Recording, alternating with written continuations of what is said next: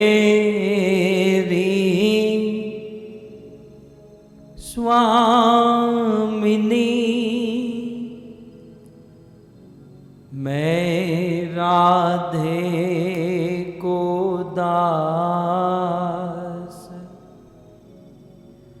राधे मेरी स्वामिनी मैं राधे को दास, जन्म जन्म मोहे दीजियो श्री वृंदावन वास, श्री वृंदावन वास। राधा तू बड़भागिनी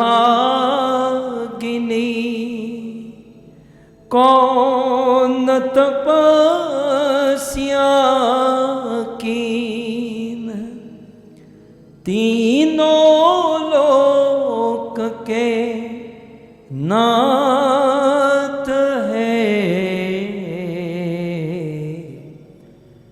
सो तेरो वाधीन, सो तेरो वाधीन।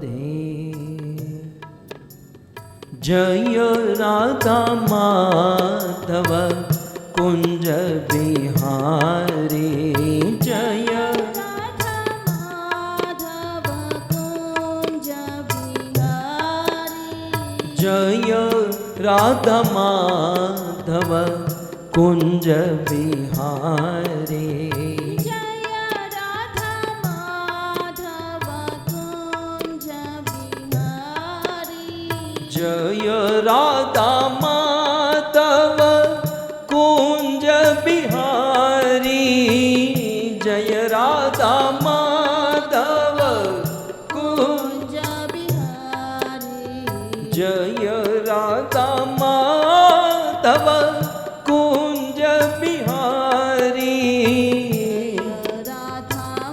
गाइए कुंज बिहारी, गोपी जनवल्लभ गिरिवरधारी, गोपी जन वल्लभ गिरिवरधारी, गोपी जनवल्लभ गिरिवरधारी, गोपी जन वल्लभ गिरिवरधारी। जय राधा माधव कुंज बिहारी, जय राधा माधव कुंज बिहारी,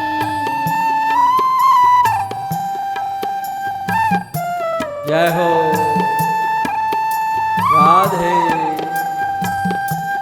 तालियों के साथ एवरीबॉडी।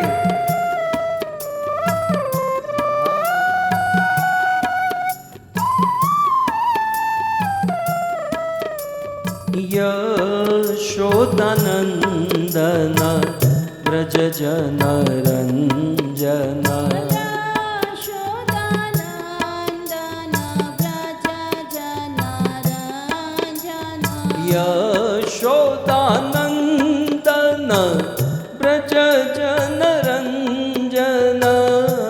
यशोदानंदन प्रेम से जन रंजन, यशोदानंदन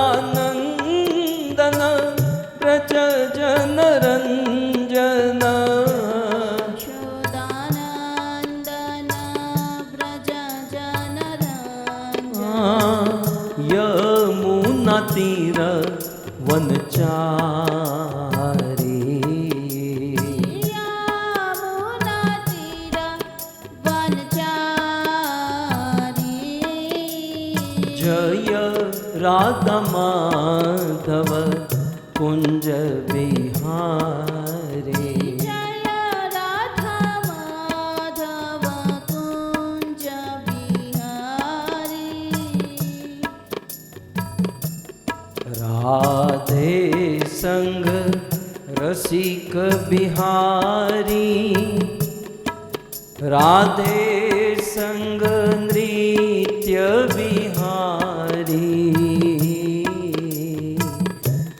राधे संग रसिक बिहारी, राधे संग नृत्य बिहारी।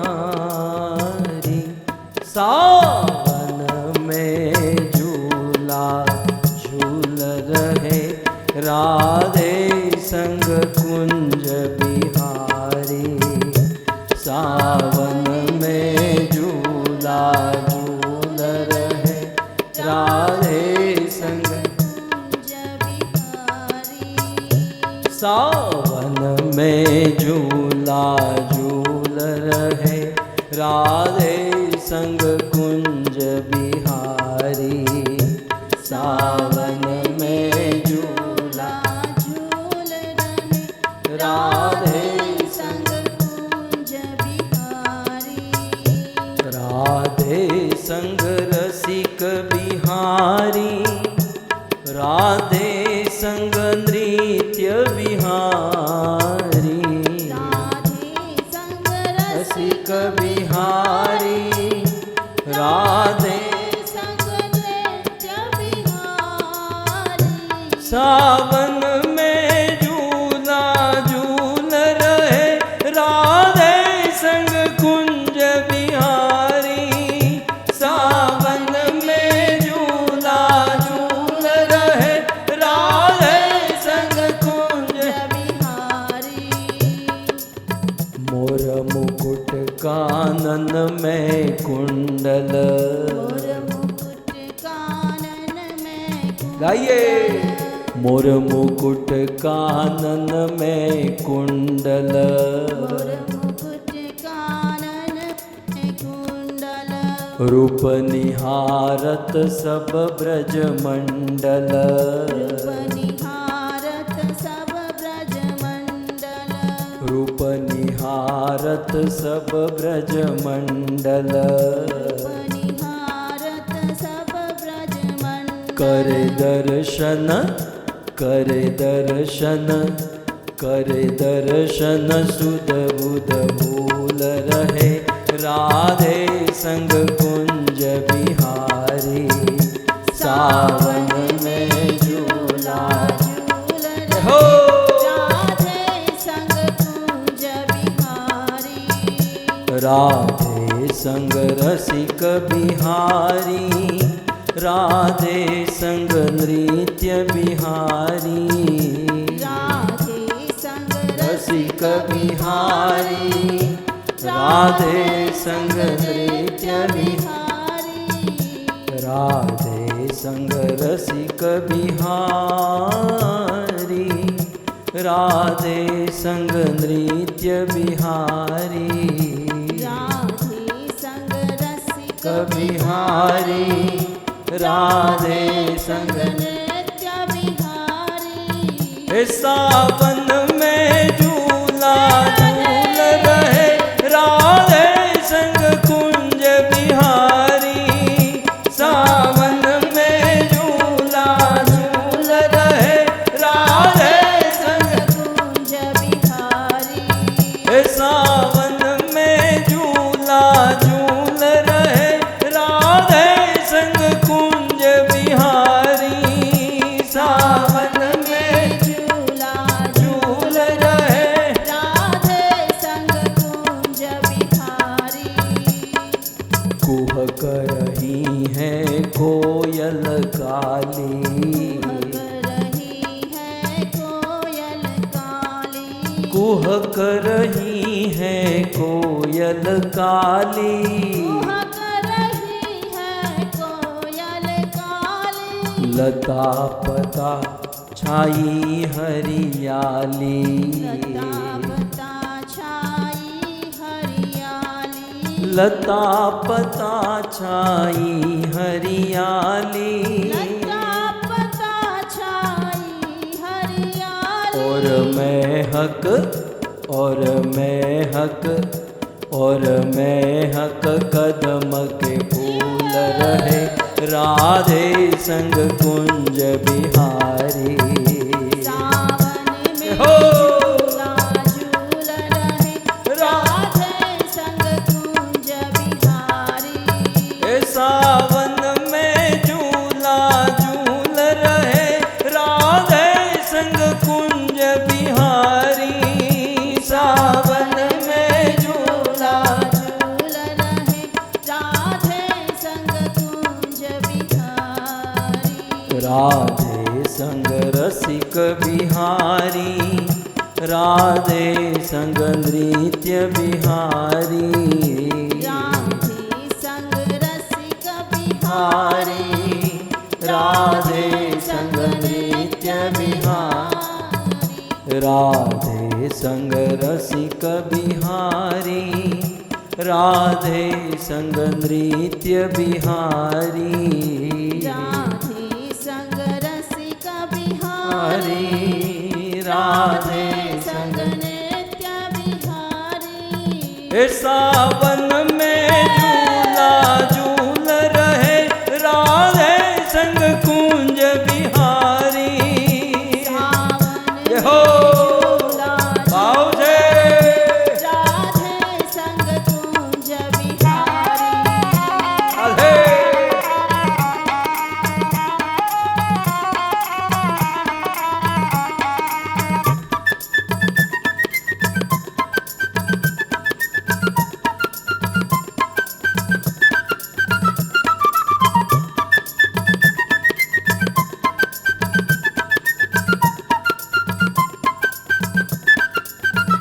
सावन में झूला झूल रहे, राधे संग कुंज बिहारी। सावन में हो झूल रहे, राधे संग कुंज बिहारी। प्रेम ब्रज लागे मन भावन, प्रेमी ब्रज लागे मन भावन, प्रेमी ब्रज लागे मन भावन। प्रेमी ब्रज लागे मन भावन। रिम झिम झिम बरसे सावन। रिम ये हो बरसे सावन। रिम झिम बरसे सावन। रिम झिम बरसे सावन। प्रेमी ब्रज लागे मन भावन, प्रेमी ब्रज लागे मन भावन। रिम झिम बरसे सावन। रिम झिम बरसे सावन।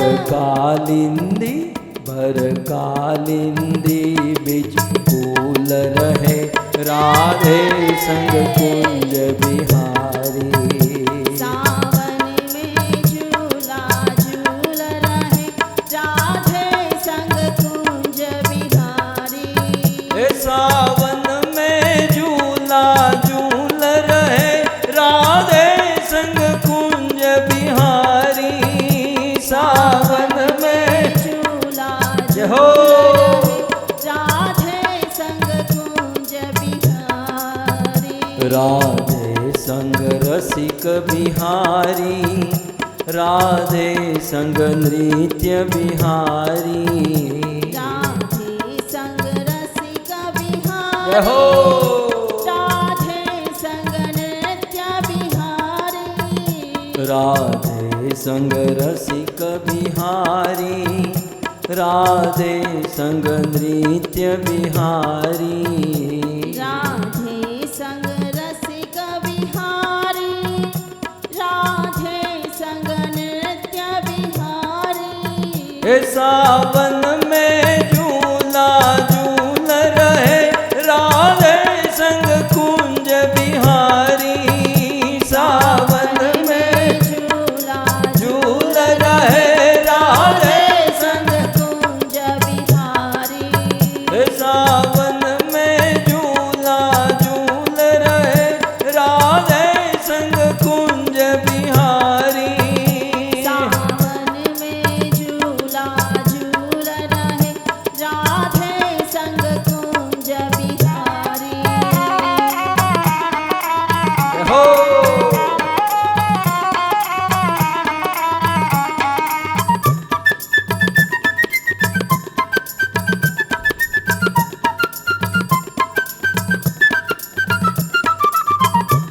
राधे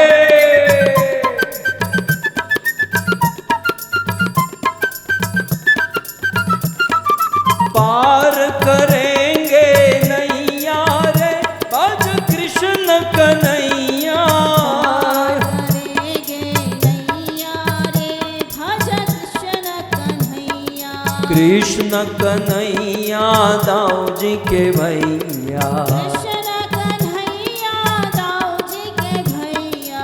कृष्ण कन्हैया दाऊ जी के भैया। कृष्ण कन्हैया दाऊ जी के भैया। पार करेंगे नैया रे भज कृष्ण कन्हैया। करेंगे नैया रे भज कृष्ण कन्हैया। कृष्ण कन्हैया दाऊ जी के भैया। कृष्ण कन्हैया दाऊ जी के भैया। दाऊ जी के भैया।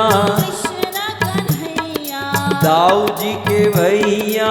कृष्ण कन्हैया। कृष्ण कन्हैया दाऊ जी के भैया। दाऊ जी के भैया। कृष्ण कन्हैया। पार करेंगे नैया रे भज कृष्ण कन्हैया। पार करेंगे नैया रे भज कृष्ण कन्हैया। हरे कृष्णा कृष्णा कृष्णा हरे हरे हरे राम राम राम हरे हरे। हरे कृष्णा जय हो कृष्ण कृष्ण राधे एवरीबॉडी। हरे राम राम राम हरे हरे। हाँ हरे कृष्णा कृष्ण कृष्ण हरे हरे हरे राम राम राम हरे हरे। हरे कृष्णा कृष्णा कृष्ण कृष्ण हरे हरे। हरे राम राम राम राम हरे हरे। हाँ राधा गोविंद राधा गोविंद राधा गोविंद राधे।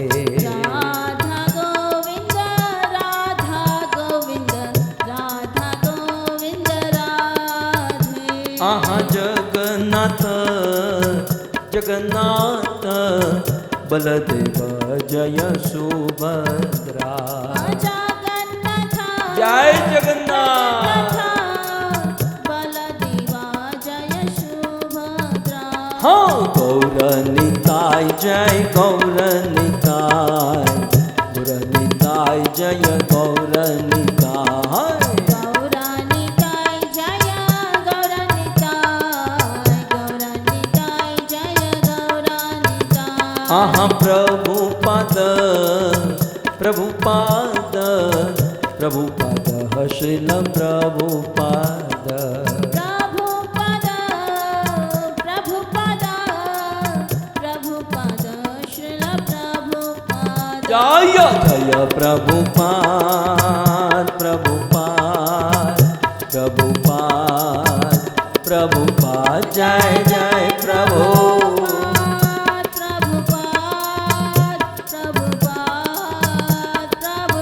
निताय गौर हरि बोल हरि बोल हरि बोल हरि बोल निताय गौर हरि।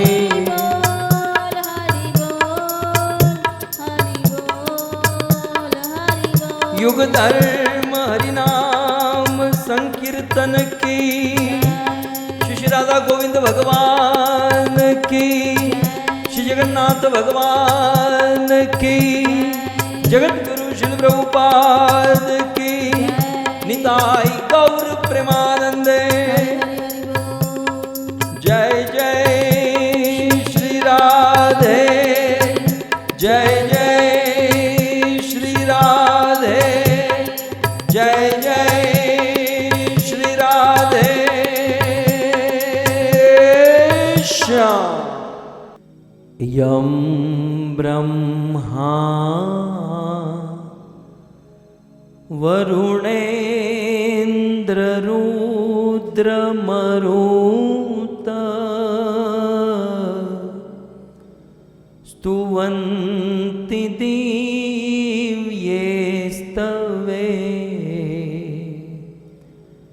वेदे साङ्गपद क्रमोपनिषदे गायन्ति यं सामगा ध्यानावस्थित तद्गतेन मनसा पश्यन्ति यं योगिनो यस्यान्तं न विदु सुरासुरगणा देवाय तस्मै नमः। करारविन्दे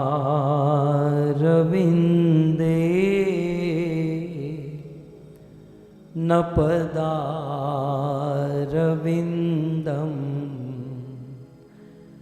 मुखारविन्दे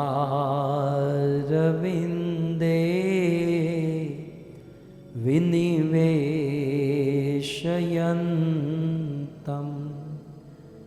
वटस्य पत्रस्य पुटे शयानं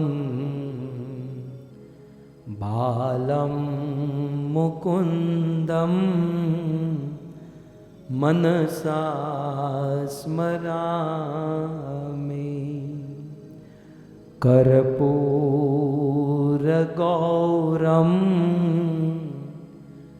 करुणावतारं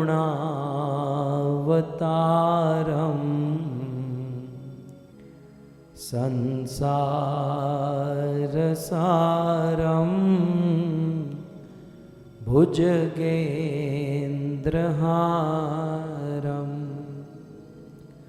सदा वसन्तं हृदयारविन्दे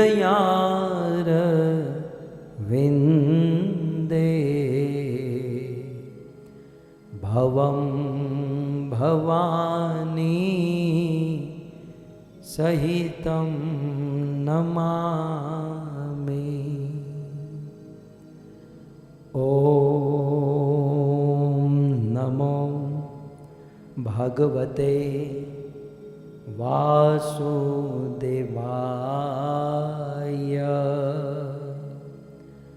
ॐ नमो भगवते वासुदेवाय।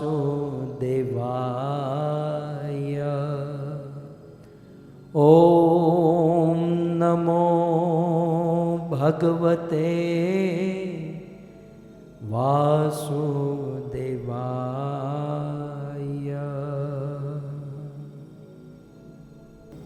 जय जय श्री राधा रमण, जय जय नवल किशोर, जय गोपी चित्तचोर प्रभो, जय जय माखन चोर, जय जय माखन चोर। श्री कृष्णचंद्र भगवान की, जगत गुरु श्रील प्रभुपाद की। उपस्थित भगवत कथा अनुरागी पधारे हुए भक्त वृंद, इस सभा को परम सुशोभित करने वाले हमारे अंतर्राष्ट्रीय कृष्ण भावनामृत संघ इस्कॉन के वरिष्ठ भक्तगण, दूर दूर से देश विदेश से फेसबुक यूट्यूब आदि के माध्यम से बड़ी भारी मात्रा में इस कथा का श्रवण करने वाले समस्त श्रोतागण एवं अपने पावन पूर्वज जैसे कि मधुबेन पटेल, योगेश भाई पटेल की पुण्य स्मृति में ये सुंदर भागवत कथा का आयोजन करने वाले अमेरिका न्यू जर्सी निवासी भायालाल भाई पटेल, उनकी बहू दीपा माता, उनकी सुपुत्री हिना बहन, पंकज कुमार, बाल गोपाल, विशाल, सहज, जयमीन, रवीना, आप सभी भक्तों का एवं बांग्लादेश के निवासी हमारा चांद परिवार, कल्पना रानी माता, बिंदु चांद एवं दुर्जतन चांद की स्मृति में सुंदर सहयोग देने वाले श्री चांद परिवार, आप सभी भक्तों का श्रीमद् भागवत कथा के तृतीय दिवस में पुनः एक बार हार्दिक स्वागत एवं आप सबके चरणों में हमारा प्रणाम। राधे श्याम। पवित्र श्रावण मास चल रहा है और इस श्रावण मास में श्रवण की बड़ी महिमा है और हम सब लोग पवित्र भागवत कथा का श्रवण कर रहे हैं। इन दिनों में कई लोगों के मन में अनेकों प्रकार की जिज्ञासा है, बड़ी पवित्र जिज्ञासा, विनम्र जिज्ञासा कि शिव जी का प्राकट्य कैसे हुआ, शिव जी का जन्म कैसे हुआ। यदि शिव जी का प्राकट्य हुआ, शिव जी का जन्म हुआ, तो फिर शिवलिंग का प्राकट्य क्यों हुआ? तो फिर हम शिव जी की पूजा करें या फिर शिवलिंग की पूजा करें? ये मामला क्या है? शिव जी का प्राकट्य कैसे हुआ, शिवलिंग का प्राकट्य कैसे हुआ, इनका जन्म, इनकी महिमा, इनकी सेवा कैसे होती है, कहाँ होती है, इन सब के बारे में बड़ी गहराई से सूक्ष्म रूप से जानकारी हम सब श्रीमद् भागवत एवं अन्य ग्रंथों से, अन्य पुराणों से आज श्रवण करेंगे। भक्तों, कृष्ण जन्म तो आप बहुत सुनते हैं, नंद के घेर आनंद भयो जय कन्हैया लाल की। राम जन्म भी हम सुनते हैं, दशरथ पुत्र जन्म सुनी काना, मानहु ब्रह्मानंद समाना, भय प्रकट कृपाला दीन दयाला कौशल्या हितकारी। राम जन्म सुनते हैं, कृष्ण जन्म सुनते हैं, परंतु शिव जन्म, शिव का प्राकट्य बहुत दिव्य है। शिव तत्व ही दिव्य है, इस तत्व को समझना आसान नहीं है, बड़ा रहस्यमयी तत्व है। तो आज हम सब शिव जी के प्राकट्य के विषय में, शिवलिंग के प्राकट्य के विषय में और कहाँ, कितनी बार, कैसे ये सब होता है, श्रीमद् भागवत का आधार लेकर और अन्य पुराणों से कुछ बातें, लिंग पुराण, शिव पुराण आदि से लेकर इस तत्व को हम समझने का प्रयास करेंगे। शिव जी की कृपा से हम समस्त अपराधों से मुक्त हो सकते हैं। शिव जी की कृपा से भगवत प्रेम, भगवत भक्ति प्राप्त कर सकते हैं। अब हमें तो दूर जाने की जरूरत कहाँ है, भाईलाल भाई? આપણે ક્યાં દૂર જવાનું, આપણે તો આપણા બાજુમાં જ સૌરાષ્ટ્રમાં જૂનાગઢમાં આપણા નરસિંહ મહેતા શિવજીના જ ભક્ત હતા ને. નરસિંહ મહેતા શિવજીના ઉપાસક હતા. નરસિંહ મહેતા નિરંતર શિવજીનું ભજન કરે, શિવજીનું કીર્તન કરે. અને નરસિંહ મહેતા પાસે એનો પોતાનો એક રાગ હતો, કેદાર રાગ. અને જ્યારે એ કેદાર, નરસિંહ મહેતા જ્યારે એ કેદાર ગાતા ત્યારે કૈલાસથી દેવાધિદેવ મહાદેવ જૂનાગઢની બજારમાં પ્રકટ થતા. એકવાર નરસિંહ મહેતા શિવજીનું ભજન ગાય અને ભજન ગાતા ગાતા એટલા સરાબોર થયા કે શિવલિંગનું આલિંગન કરી અને શિવજીનું કીર્તન કરે. અને એ જ સમયે શિવજી નરસિંહ મહેતા સામે પ્રકટ થાય. શિવજી નિવેદન કરે કે મહેતા, મહેતા તારે શું જોઈએ? તારે જે જોઈએ તે માંગી લે, હું તારા પર આજે બહુ જ પ્રસન્ન છું.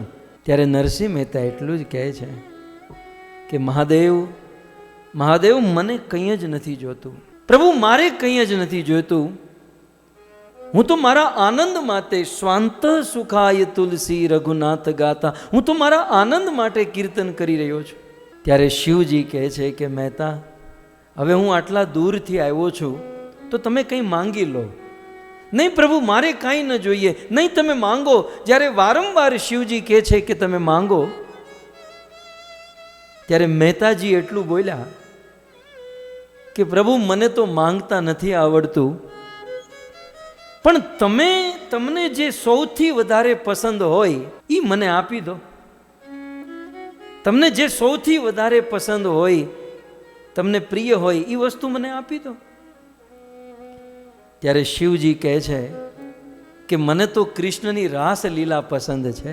એક બાર શ્રી ભોલે ભંડારી बन कर ब्रिज किनारी गोकुल में आ गए, पार्वती ने मना किया पर ना माने त्रिपुरारी गोकुल में आ गए, गोकुल में आ गए। तो ये भोले भंडारी जो है माधुर्य रस के उपासक हैं, रासलीला बड़ी पसंद है। फिर ये तो रासलीला के द्वारपाली हो गए आगे चलकर, लेकिन नरसिंह मेहता जी को कहा कि मुझे तो रासलीला पसंद है। नरसिंह मेहता ने कहा तो ठीक है, मुझे रासलीला का दर्शन करा दो। और उस समय महादेव नरसिंह मेहता को लेकर ब्रज वृंदावन में आते हैं और भगवान कृष्ण और गोपियों की रास लीला का दर्शन कराते हैं। और उस दिन से नरसिंह मेहता शिव जी की कृपा से कृष्ण के भक्त हो गए और मरते दम तक भगवान श्री कृष्ण की शुद्ध भक्ति, प्रेमा भक्ति जीवन भर तक करते रहे। उस कृष्ण की कृपा करुणा लीला के अनेकों भजन की रचना की। बड़े बड़े लोग आज नरसिंह मेहता की उन रचना पर पीएचडी करते हैं। सो कहने का अर्थ यह है, शिव जी की कृपा से कृष्ण भक्ति प्राप्त होती है। क्यों? प्रथम दिन हमने सुना क्योंकि भगवान शिव जी से बहुत प्रेम करते हैं, इसलिए भगवत प्रेम प्रदान करने वाला तत्व, समस्त अपराधों से मुक्त करने वाला तत्व। लेकिन ये तत्व आया कैसे, इसका गूढ़ रहस्य आज हम श्रवण करेंगे, लेकिन भागवत के माध्यम से, भागवत के क्रम में।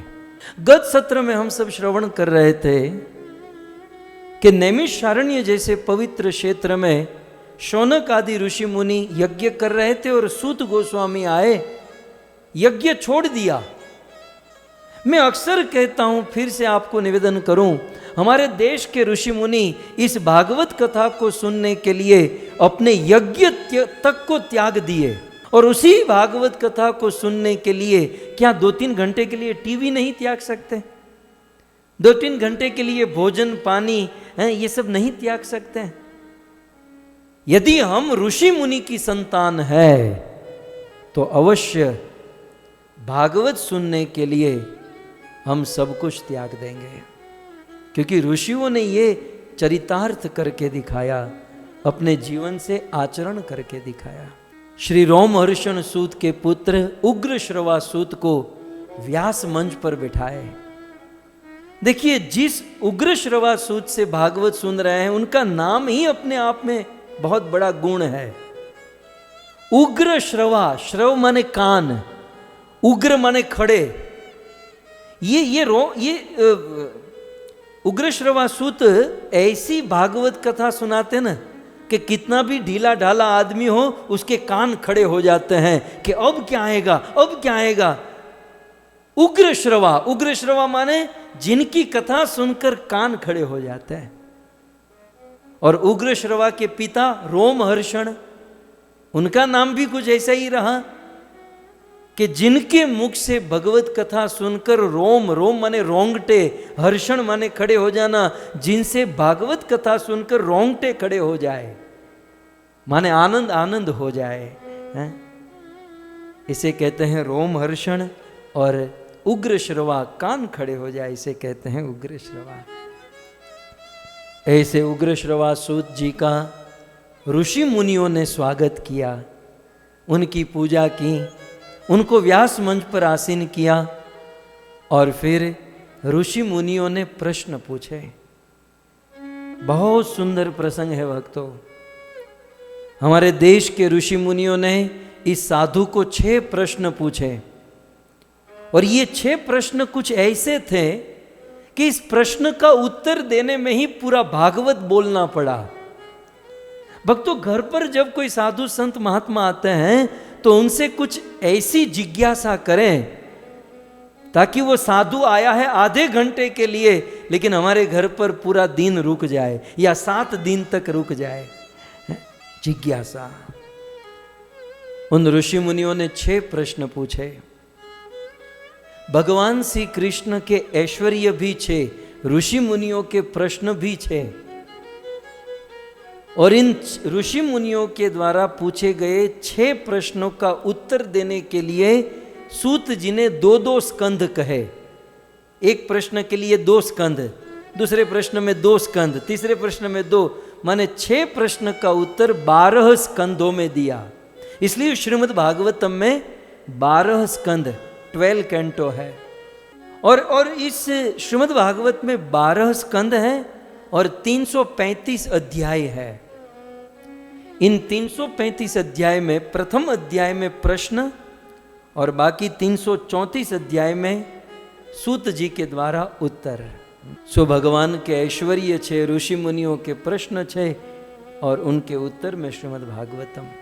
मैं हमारी हिस्ट्री में प्रथम बार ये श्लोक आपके बीच में रखने जा रहा हूं, क्योंकि भागवत के प्रथम अध्याय का जो सार है किसी संत ने एक श्लोक में दे दिया।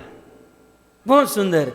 वैसे इस बात को समझने में बहुत मुश्किल होती थी, लेकिन ये श्लोक यदि आप नोट कर लेंगे ना, इसमें एक श्लोक में ऋषि मुनियों के 6 प्रश्न हैं। यद्यपि 6 प्रश्न पूछने में कम से कम 15-20 श्लोक वे बोले हैं भागवत में, तो 15-20 श्लोकों में कौन माथा फोड़ेगा। उससे अच्छा है उन सारे श्लोकों का सार, ये ऋषियों के 6 प्रश्न एक श्लोक में किसी संत ने रख दिए और मैं आपके सामने उसका निवेदन करूं। ये 6 प्रश्न और कुछ नहीं, श्रीमद् भागवतम का पिलर है, श्रीमद् भागवत जी का फाउंडेशन है। ऋषियों के ये 6 प्रश्न, बहुत सुंदर प्रश्न। हालांकि ये हमारे जीवन के प्रश्न है जो ऋषि मुनियों ने सूत जी के सामने प्रस्तुत किए। आपकी स्क्रीन पर आप इसे देख सकते हैं। किम श्रेय शास्त्र सारः स्व अवतार प्रयोजनम किम कर्म केवतारश्च किम कर्म केवतारश्च धर्मं कः शरणं गतः धर्मं कः शरणं गतः। बहुत सुंदर श्लोक है ये बाय हार्ट करने लायक श्लोक है। एक छोटे से श्लोक में बहुत सारी बात है। मैं तो कहूंगा ये एक श्लोक में पूरा भागवत समाया हुआ है। इसी एक श्लोक का उत्तर पूरा भागवत है। इसमें 6 प्रश्न है। आइए, प्रथम प्रश्न क्या है? सारे ऋषि मुनियों ने पूछा। ये ऋषियों का प्रश्न, ऋषि ऐसे प्रश्न पूछते हैं। क्या कहा? किम श्रेय, ये पहला प्रश्न है। इतना सा पकड़ लीजिए, किम श्रेय। पहले तो मैं ये बताना चाहूंगा कि ऋषि मुनियों ने जब प्रश्न पूछा, जिज्ञासा की, तो प्रेय के बारे में नहीं। 2 चीज होती है, प्रेय और श्रेय। प्रेय और श्रेय। प्रेय उसे कहते हैं जो बात हमें प्रिय लगे। जो बात हमें प्रिय लगे उसे प्रेय कहते हैं। और जो बात प्रिय न भी लगे परंतु आत्मा के कल्याण के लिए होती हैं उसे श्रेय कहते हैं। अब आप मुझे बताइए कि कौन सी बात अच्छी होती है?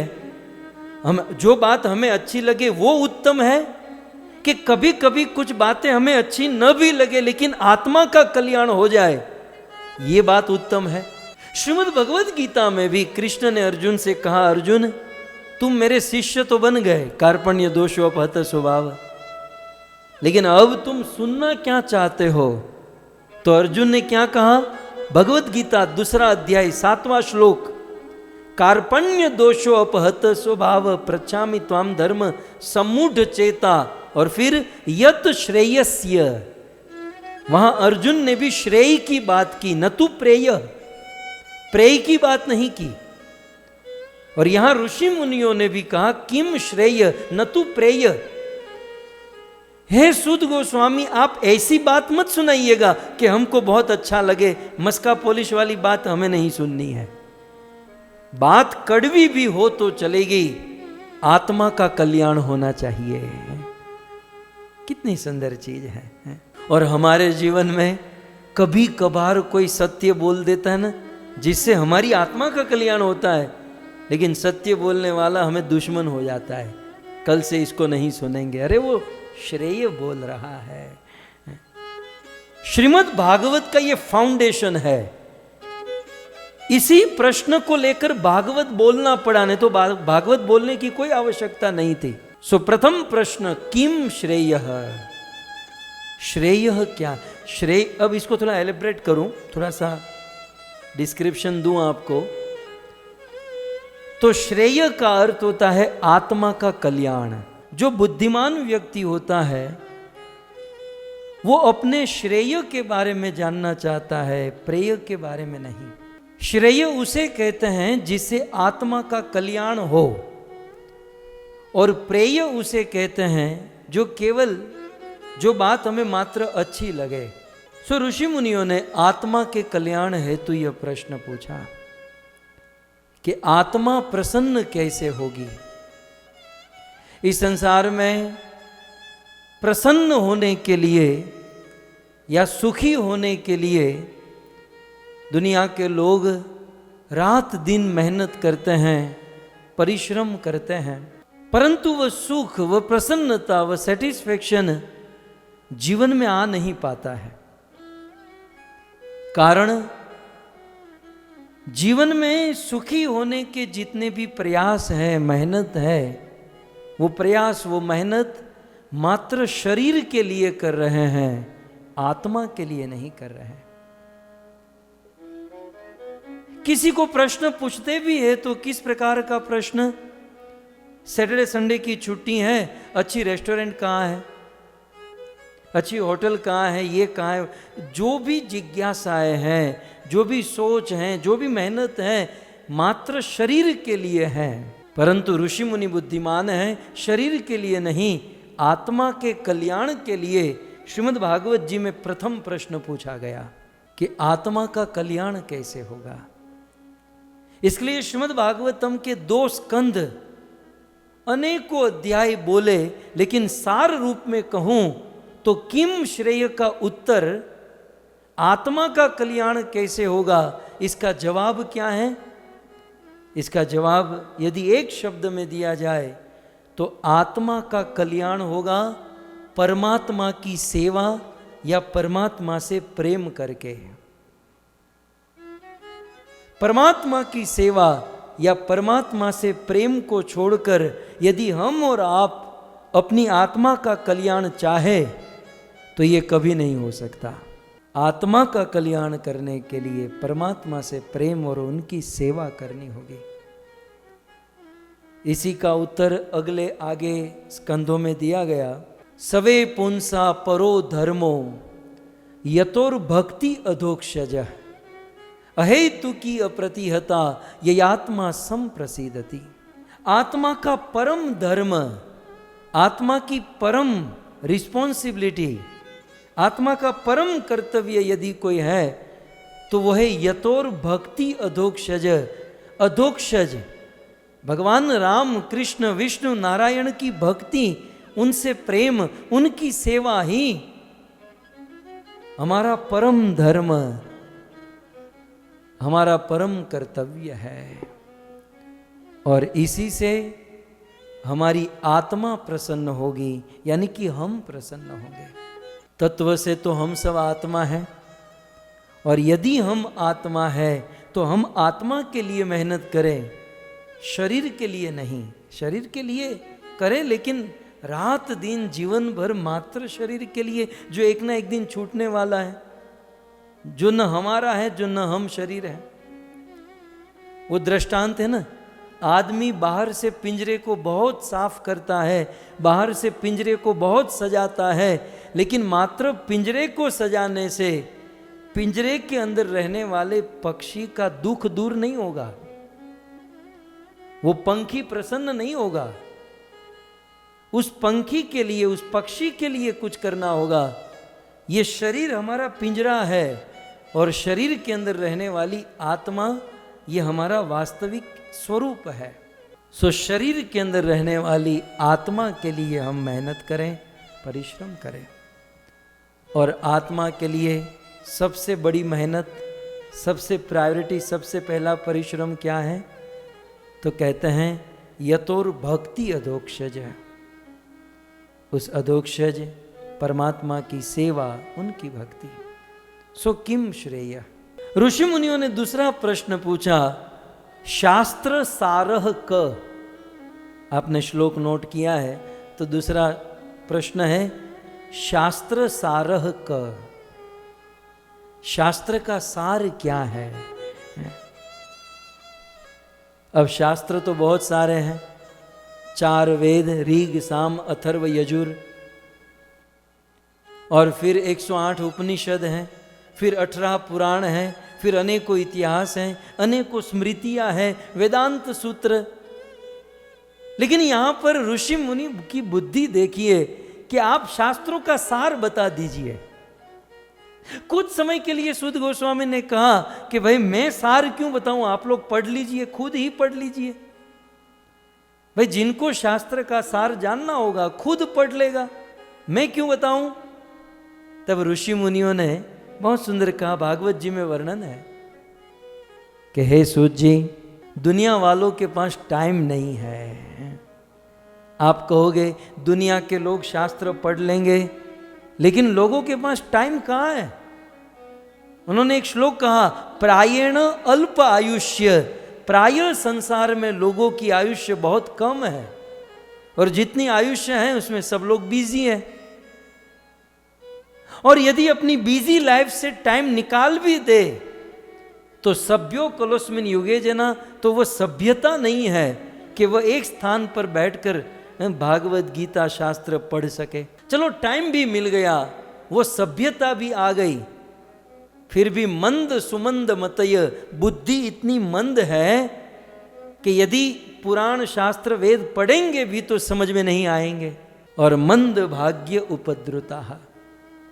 इसलिए हे सूत जी, पब्लिक के ऊपर छोड़ा नहीं जा सकता।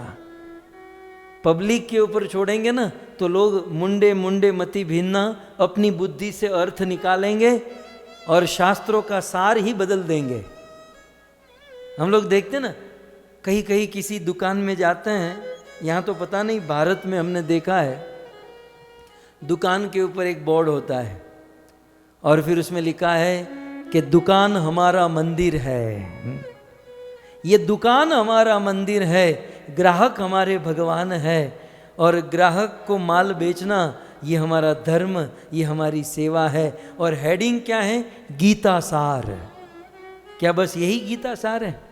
बस भगवान ने गीता में यही कहा? तो लोग अपनी बुद्धि से अर्थ बना लेते हैं, अपनी बुद्धि से सार निकालते हैं। इसलिए सूत जी आप ही सार बता दीजिए। बहुत सुंदर। दूसरा प्रश्न क्या पूछा? शास्त्र सारह क, शास्त्रों का, सभी शास्त्र कहना क्या चाहते हैं? हम लोग जीवन में टाइम निकाले, बहुत अच्छी बात है, लेकिन बुद्धिमान आदमी पूछेगा ना, कोई बात नहीं, ये 7 दिन जो कथा सुना रहे ना, इसका सार बता दीजिए बस, इसका एसेंस, इसका निचोड़ क्या है? तो आगे आने वाले भागवत के 2 स्कंध में श्रीमद् भागवत का सार बताया जाएगा।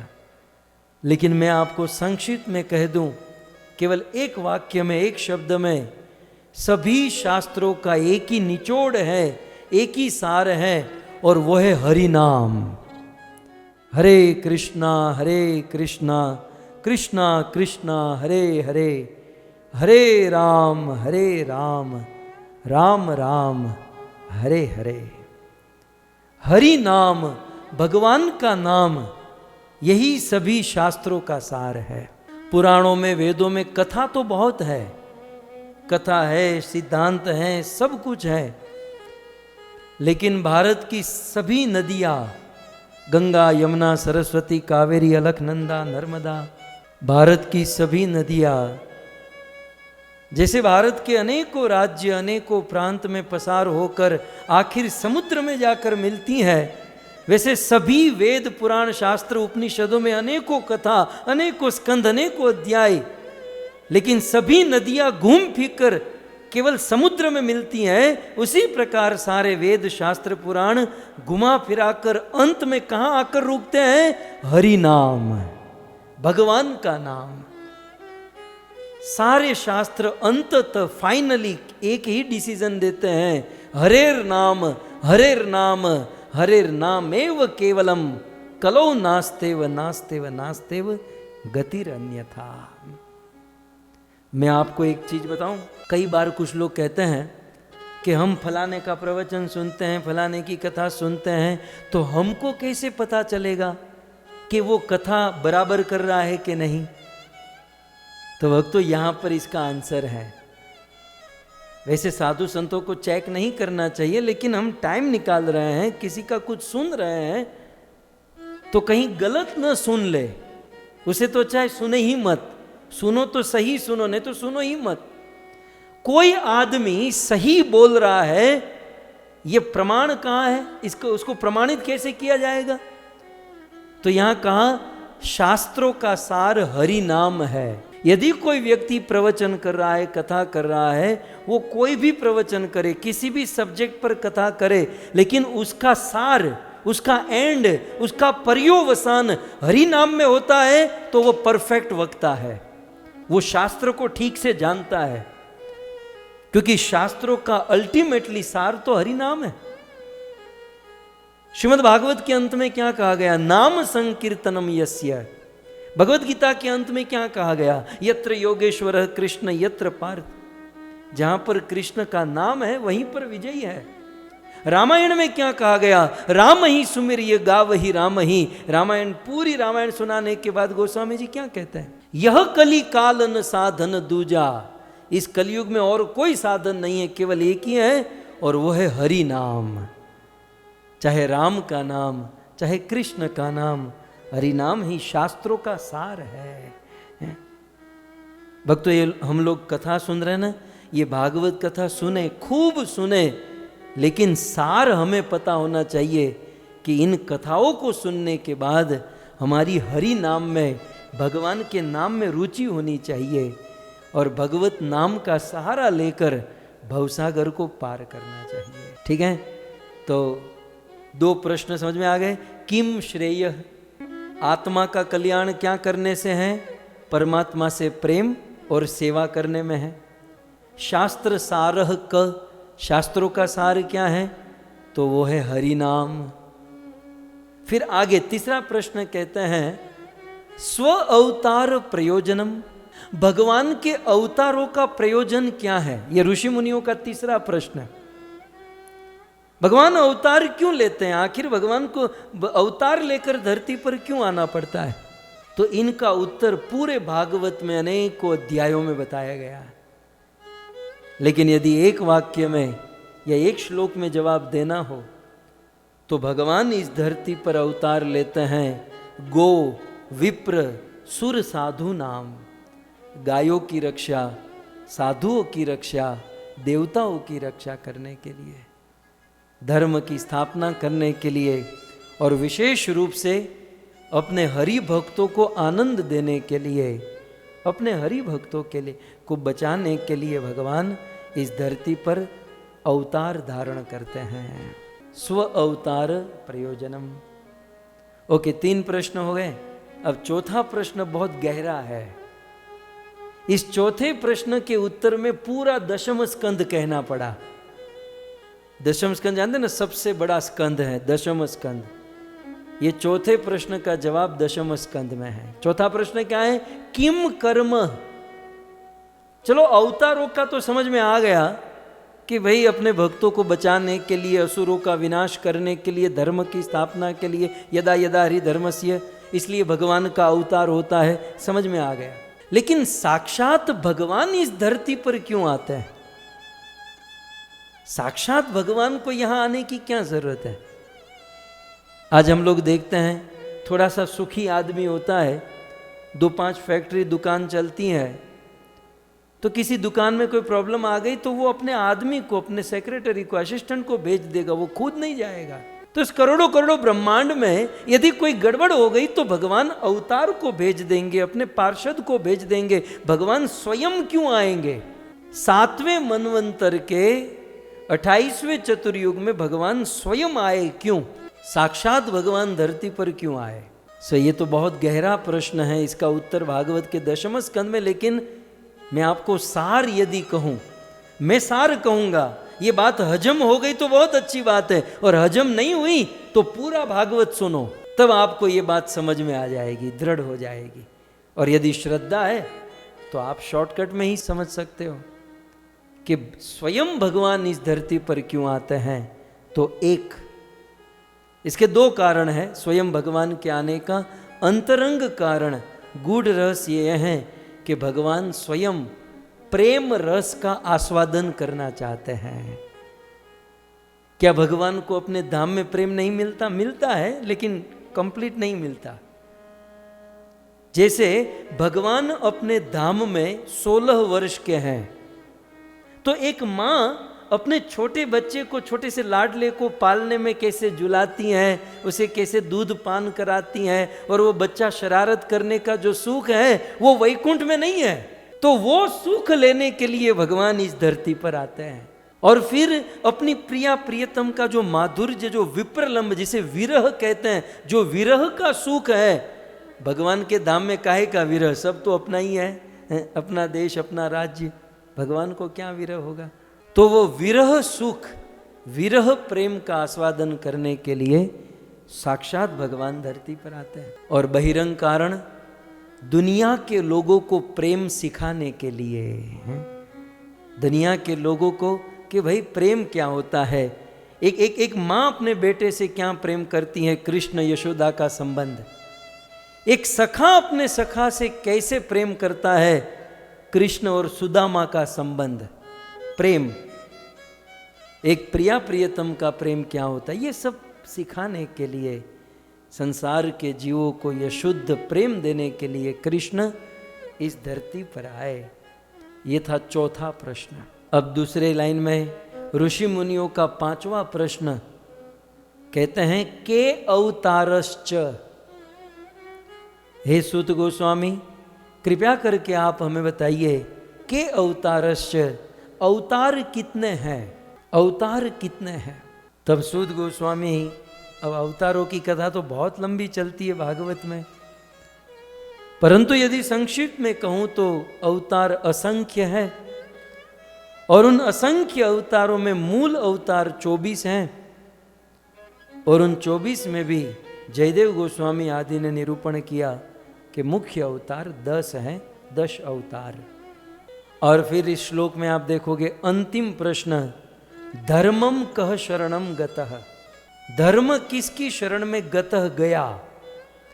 कृष्ण जब इस धरती पर थे तो भगवत गीता या अपने आचरण, अपनी वाणी, अपने आदेश से धर्म की स्थापना की और धर्म को जीवित रखे, धर्म को बनाए रखे।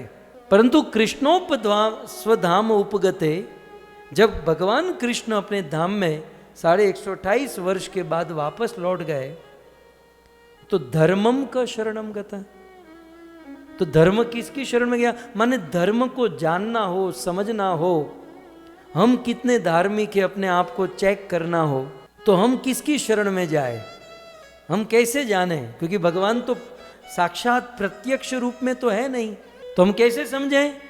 तो इसका उत्तर भी आगे के अध्यायों में, स्कंधों में दिया गया है कि कृष्ण के चले जाने के बाद यह धर्म भागवत की शरण में गया, अर्थात कृष्ण के बाद धर्म के तत्व को, धर्म के लक्षण को, वास्तविक धर्म को जानना हो, समझना हो, तो हमारे पास एक ही मार्ग है और वो है श्रीमद् भागवतम। भागवत के द्वारा हम धर्म को जान सकते हैं, समझ सकते हैं। से इस प्रकार ऋषि मुनियों ने 6 प्रश्न पूछे और इन 6 प्रश्नों का उत्तर ही श्रीमद् भागवतम है। सबसे पहले तो जैसे मैंने आपको ये शॉर्ट में कह दिया ना कि ये प्रश्न का जवाब ये, इसका है, इसका है, इसका है, सूत जी ने भी ऐसा ही किया, शॉर्टकट में जवाब दे दिया, बोले जान छूटेगी मैं यहाँ से निकलूंगा। ऋषि मुनियों ने कहा महाराज ऐसे नहीं, ऐसे नहीं, आप विस्तार से बताइए, इन सारे प्रश्नों का जवाब हमें विस्तार से चाहिए। जो ज्ञानी होता है, जो सच्चा भक्त होता है, वो भगवान की कथा शॉर्टकट में नहीं, विस्तार से सुनना चाहता है। सो यहाँ पर विस्तार से सुनने की जिज्ञासा की जा रही है, कृपया करके विस्तार से। पहले तो हमें ये बताइए कि ये 24 अवतार का जिक्र आपने किया, ये 24 अवतार कौन से हैं और भगवान के इन 24 अवतारों का उद्देश्य क्या है। तब सूत गोस्वामी कहते हैं 24 अवतार में क्रम से आपको गिनाऊं तो भगवान का प्रथम अवतार सनकादिकों के रूप में हुआ। ब्रह्मा जी के पुत्र के रूप में वे सनकादिक अवतार लेकर प्रकट हुए, सनक, सनंदन, सनातन और सनत कुमार। और सनकादिक अवतार लेकर अखंड ब्रह्मचर्य व्रत का पालन किया और मानव समाज को यह सुंदर आचरण करके उपदेश दिया। भगवान का दूसरा अवतार वराह के रूप में हुआ। यह वराह अवतार धारण करके भगवान ने हिरण्याक्ष के द्वारा जिस पृथ्वी को रसातल में छिपा दिया गया था, उस पृथ्वी का उद्धार किया और यज्ञ धर्म जो लुप्त होने जा रहा था, उस यज्ञ धर्मों को पुनः प्रतिपादित किया। भगवान का 24 अवतारों में से तीसरा अवतार नारद अवतार। यह नारद अवतार लेकर पंच रात्र शास्त्र का प्रवर्तन किया है। नारद जी ने बहुत काम किया है और नारद का मुख्य उद्देश्य क्या था? पंचरात्र देना, नारद पंचरात्रक विधि। 2 प्रकार की विधि होती है, एक भागवत विधि, एक नारद पंचरात्रक विधि। जब हम ठाकुर जी की सेवा करते हैं ना, तो वो सेवा नारद पंचरात्रक के अनुसार होती है। दिया बत्ती आरती जो भी हम करते हैं वो सिस्टम कहाँ पर है? नारद जी ने इसको प्रतिपादित किया। सो भगवान का 5वां अवतार हुआ कपिल अवतार, और यह अवतार योगियों के लिए, जो योगी खास करके जो ध्यानी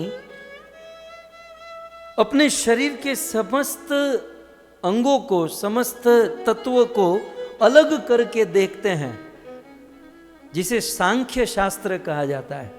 तो ऐसा सांख्य शास्त्र का उपदेश देने के लिए भगवान विष्णु नारायण का 5वां अवतार हुआ कपिल अवतार। भगवान नारायण ने 6ठा अवतार लिया दत्तात्रेय के रूप में।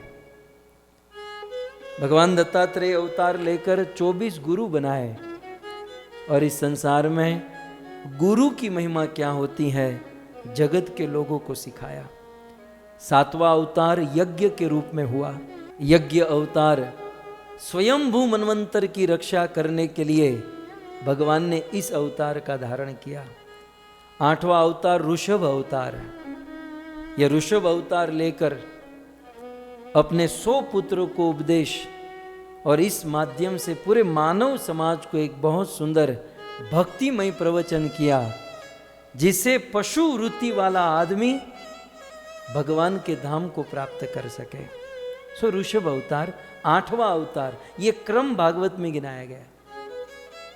9th नंबर 9वां अवतार हुआ पृथु अवतार। पृथु हरि पूजने, पूजन भक्ति के आचार्य हुए। भगवान की अर्चना पूजा कैसे करनी चाहिए पृथु महाराज ने सिखाया। वो अंग और वैण, अंग के पुत्र वैण के अत्याचार से संसार में त्राहिमाम हो चुका था। पृथ्वी ने अन्न औषधि देना बंद कर दिया था और उस समय भगवान ने पृथु अवतार धारण किया और अन्न औषधि को पुनः प्रकट किया। भगवान नारायण का 10वां अवतार हुआ मत्स्य अवतार। यह अवतार लेकर वैवस्वत मनु महाराज सत्यव्रत की रक्षा की और महाराज सत्यव्रत को माध्यम बनाकर संसार के ऋषि मुनि जो प्रलय में डूबने वाले थे, उन संसार के ऋषि मुनि अन्न औषधियों को उस बहुत बड़ी नौका पर विराजमान किया और भगवान मत्स्य ने वेदों का ज्ञान प्रदान किया। भगवान नारायण का 11वां अवतार हुआ कच्छप के रूप में। जब समुद्र मंथन हो रहा था, सब कुछ तैयारी हो चुकी थी। देवता, दानव, वासुकी नाग रस्सी के रूप में, मंदार पर्वत मंथानी के रूप में, सब लोग अपने अपने स्थान पर तैयार थे और समुद्र मंथन प्रारंभ हुआ। लेकिन आधारम महदादि नाम, सुखदेव जी कहते हैं उस मंदार पर्वत के नीचे आधार नहीं होने के कारण कुछ ही समय में धीरे धीरे धीरे करके वो मंदार पर्वत डूब गया और समुद्र मंथन रुक गया। और उसी समय भगवान ने अपने भक्तों की रक्षा के लिए तुरंत इमीडिएट कछुए का अवतार धारण किया और उस पर्वत से भी तेज गति से भगवान कछुए का रूप लेकर समुद्र की गहराई में गए। वो पर्वत समुद्र की सपाटी में स्पर्श करे उसके पहले भगवान उस पर्वत के नीचे चले गए। वो पर्वत भगवान कछुए की पीठ पर स्थित हुआ और फिर भगवान कच्छप उस मंदार पर्वत 99,000 योजन लंबा चौड़ा पर्वत था, उस पर्वत को समुद्र से बाहर लेकर आए और देवता दानवों ने समुद्र मंथन किया। इस प्रकार 11वां अवतार हुआ कच्छप के रूप में। भगवान नारायण का 12वां अवतार हुआ धन्वंतरी के रूप में। धन्वंतरी जो आयुर्वेद के प्रणेता हुए, जिनको आयुर्वेद सीखना है वो धन्वंतरी की पूजा करें। ये भगवान धन्वंतरी समुद्र मंथन से, समुद्र से अमृत लेकर प्रकट हुए थे। ये भगवान के 24 अवतारों में से 12th नंबर का अवतार है। फिर भगवान नारायण का 13वां अवतार हुआ मोहिनी के रूप में। वो असुर लोग अमृत लेकर भाग गए तो फिर जैसे तैसे असुरों को ठगने के लिए भगवान को अवतार लेना हुआ और उस समय भगवान ने मोहिनी अवतार धारण किया। फिर भगवान का 14वां अवतार हुआ अपने भक्त राज प्रहलाद की रक्षा करने के लिए।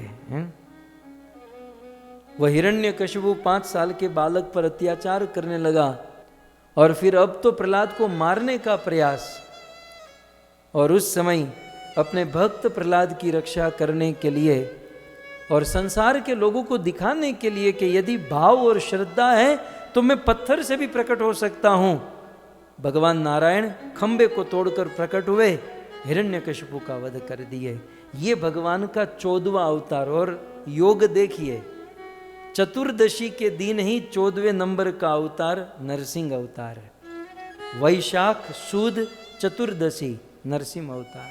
भगवान नारायण का 15वां अवतार हुआ वामन अवतार। भक्तों, हम अपने आप को हिंदू सनातनी कहते हैं ना, एटलीस्ट ये अवतार क्रम से हमको याद होना चाहिए। सारी कथा याद ना हो कोई बात नहीं, लेकिन कोई पूछे भाई 12वां अवतार क्या, तो सीधा बोले धन्वंतरी। 14वां अवतार कौन सा? नरसिम्हा। अच्छा, अवतार का प्रयोजन क्या? प्रहलाद की रक्षा। धन्वंतरी अवतार का प्रयोजन अमृत लेकर प्रकट होना।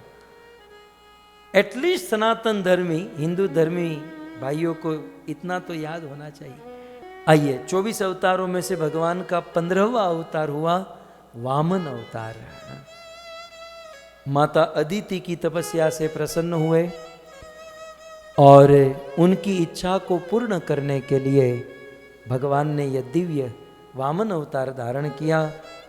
बलि महाराज की यज्ञशाला में जाकर भगवान वामन ने 3 पग में भूमि मांगी और वह भूमि इंद्र को दे दी और बलि महाराज को सूतल लोक का राजा बना दिया। 24 अवतारों में से 16वां अवतार परशुराम के रूप में हुआ। सहस्त्रबाहु कार्तवीर अर्जुन, जो जमदग्नि ऋषि का अपराध किया, जमदग्नि ऋषि के आश्रम से गाय को चुराने का प्रयास किया और उनको रोकने पर उस सहस्त्रबाहु कार्तवीर अर्जुन ने जमदग्नि ऋषि को मार दिया। और उस जमदग्नि के पुत्र परशुराम जी थे। जब वो वन से आए, पता चला मेरे पिताजी की मृत्यु। जिस फरसू को लेकर वन में गए थे लकड़े काटने के लिए, वही फरसू लेकर निकल गए और अपने फरसू से सहस्त्रबाहु, ये सहस्त्रबाहु कार्तवीर अर्जुन कौन? जिसने रावण को 6 महीने तक मच्छर की तरह पकड़ कर रखा था। और भगवान परशुराम ने सहस्त्रबाहु की सहस्त्र भुजाओं को काट दिया, विध्वंस कर दिया।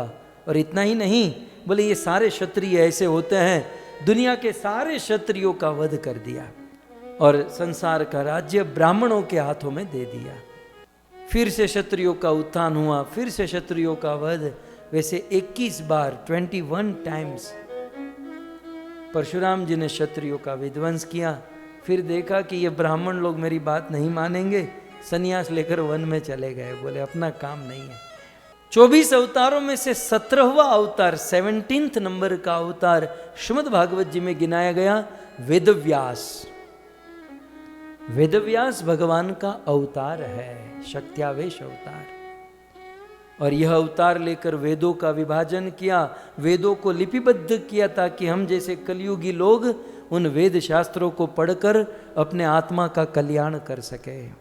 19वां अवतार कृष्ण के रूप में, 20वां अवतार बलराम के रूप में, 21वां अवतार हरि के रूप में। यह अवतार लेकर भगवान ने गजेंद्र का उद्धार किया। 22वां अवतार हंस के रूप में, जिससे भगवान ने सनकादिकों को तत्व का उपदेश किया और सतयुग के युग धर्म का प्रतिपादन किया। 23वां अवतार कलयुग में बुद्ध अवतार, भगवान नारायण का 23वां अवतार बुद्ध के रूप में हुआ इस कलयुग में। और 24वां अवतार भगवान का भागवत में लिखा है, सूत जी कहते हैं कि 24वां हुआ नहीं है, होने वाला है। कब होगा? तो कलयुग के अंत में। अभी तो कलयुग की शुरुआत है। ये जो कलयुग है 43,20,000 वर्ष का है और इस 43,20,000 वर्ष में केवल 5,000-5,500 वर्ष बीते हैं। इस कलयुग के अंत में भगवान का कल की अवतार होगा ब्राह्मण के घर पर। किस ब्राह्मण के घर पर, कहाँ, ब्राह्मण का नाम क्या होगा, माता का नाम, ये सारी बात श्रीमद् भागवत में बताई गई है।